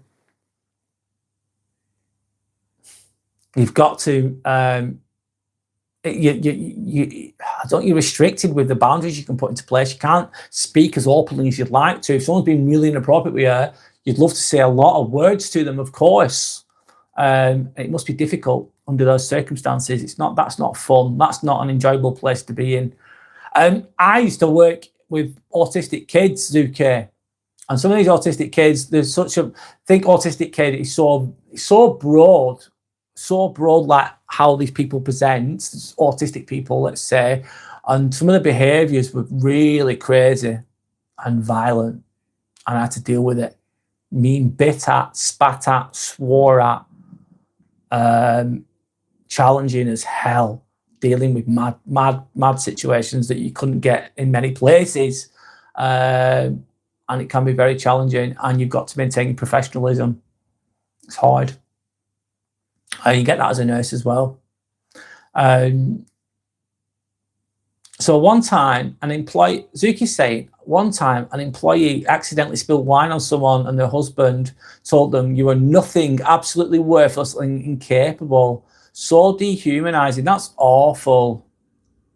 Oh, mate. That's awful thing to say. Nothing, worthless and incapable. That's awful, isn't it? Everyone spills drinks. Everyone drops the ball. Everyone makes mistakes. That's a really nasty response. That says a lot about that person, doesn't it, Zuki? Absolutely. And especially hospitality workers are so undervalued. The pay's, you're getting bottom dollar, aren't you, on hospitality? Not getting good wage. It's really hard work, physically very demanding, mentally very demanding, emotionally very demanding. The hours are shit and long. The pay is bottom dollar, isn't it? Hospitality pays rubbish, especially if you're a frontline worker. And then you're getting people talking to you like you're a piece of shit, which is horrendous, Zuki. Doesn't sound like a good place to work, man. I'm glad you're not there now. By the sounds of it. And that's going to make you feel stressed as well. And that stress can cause inflammation, amongst other things. It's backbreaking work, basically, a lot of the time. Yep.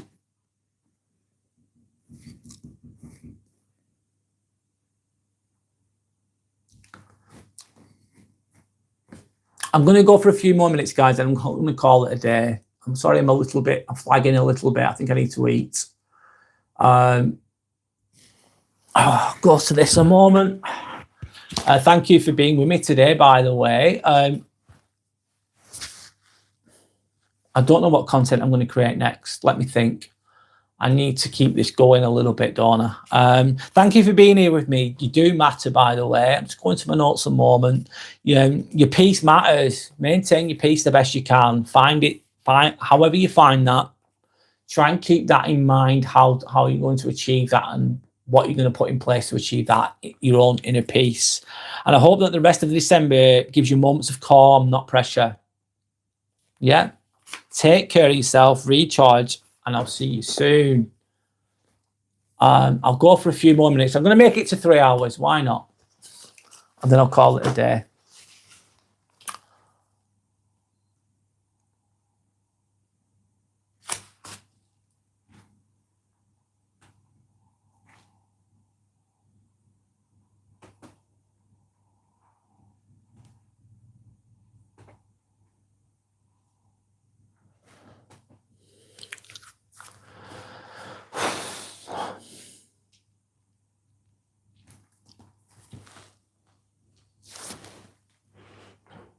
God, time flies by. Really does. Nearly gone for 3 hours here. I'm going to call it a day, guys. I'll speak for another minute or so. If there's any more chat, any more comments going on, I will respond to them, of course. But keep going. I know December can be stressful, in my opinion. Christmas can be great as well, but it can be stressful. But make sure you find your own inner peace. Do what's right for you. Don't be too sucked into all the social obligations. So Azuki saying, all right, Brad, thanks for the live. Take care and nice chatting. Yeah, it's been lovely chatting to you again. I hope that you're okay. Good to have you with us again. I hope that you solve your issues, of course. You'll get there eventually. I know it's not always easy. I hope that your Christmas is as peaceful as it can be. And you get some positives out of it at the very least. December can be a bit draining. I mean, can be a bit stressful in my opinion, Christmas, for a lot of people, for a lot of reasons, financially, etc., etc. Of course it can. But do what's right for you is my point. Look after yourself, put yourself first sometimes. And that's it, really. So, guys, I'm going to call it a day. I will be going live again. I'm going to change the topic next time, more self-improvement based. This has been more of a decompression kind of chat for today. But thank you for your time. Keep looking after yourself. Like saying great live. Was not chatting but watching as I was eating. No worries, Yorick. Thanks for watching, mate. Appreciate you. Thank you. Enjoy your mum's birthday, mate. Yorick, enjoy your mum's birthday. Anyway, guys, I'm going to call it a day. Done 3 hours. Thank you for your time. I'll see you. Hopefully, I'll see you all again soon.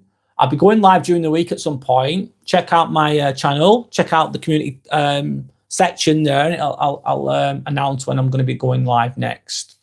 If you've got any suggestions of what you want me to talk about, then please feel free to share your ideas or your thoughts onto my community post or one of my videos, and I'll look into it for you. Okay, so take care, everyone. Thank you, Yorick. Thank you, everyone, for contributing. Thank you, Zuki. Thank you, Sander. Thank you, Dawn.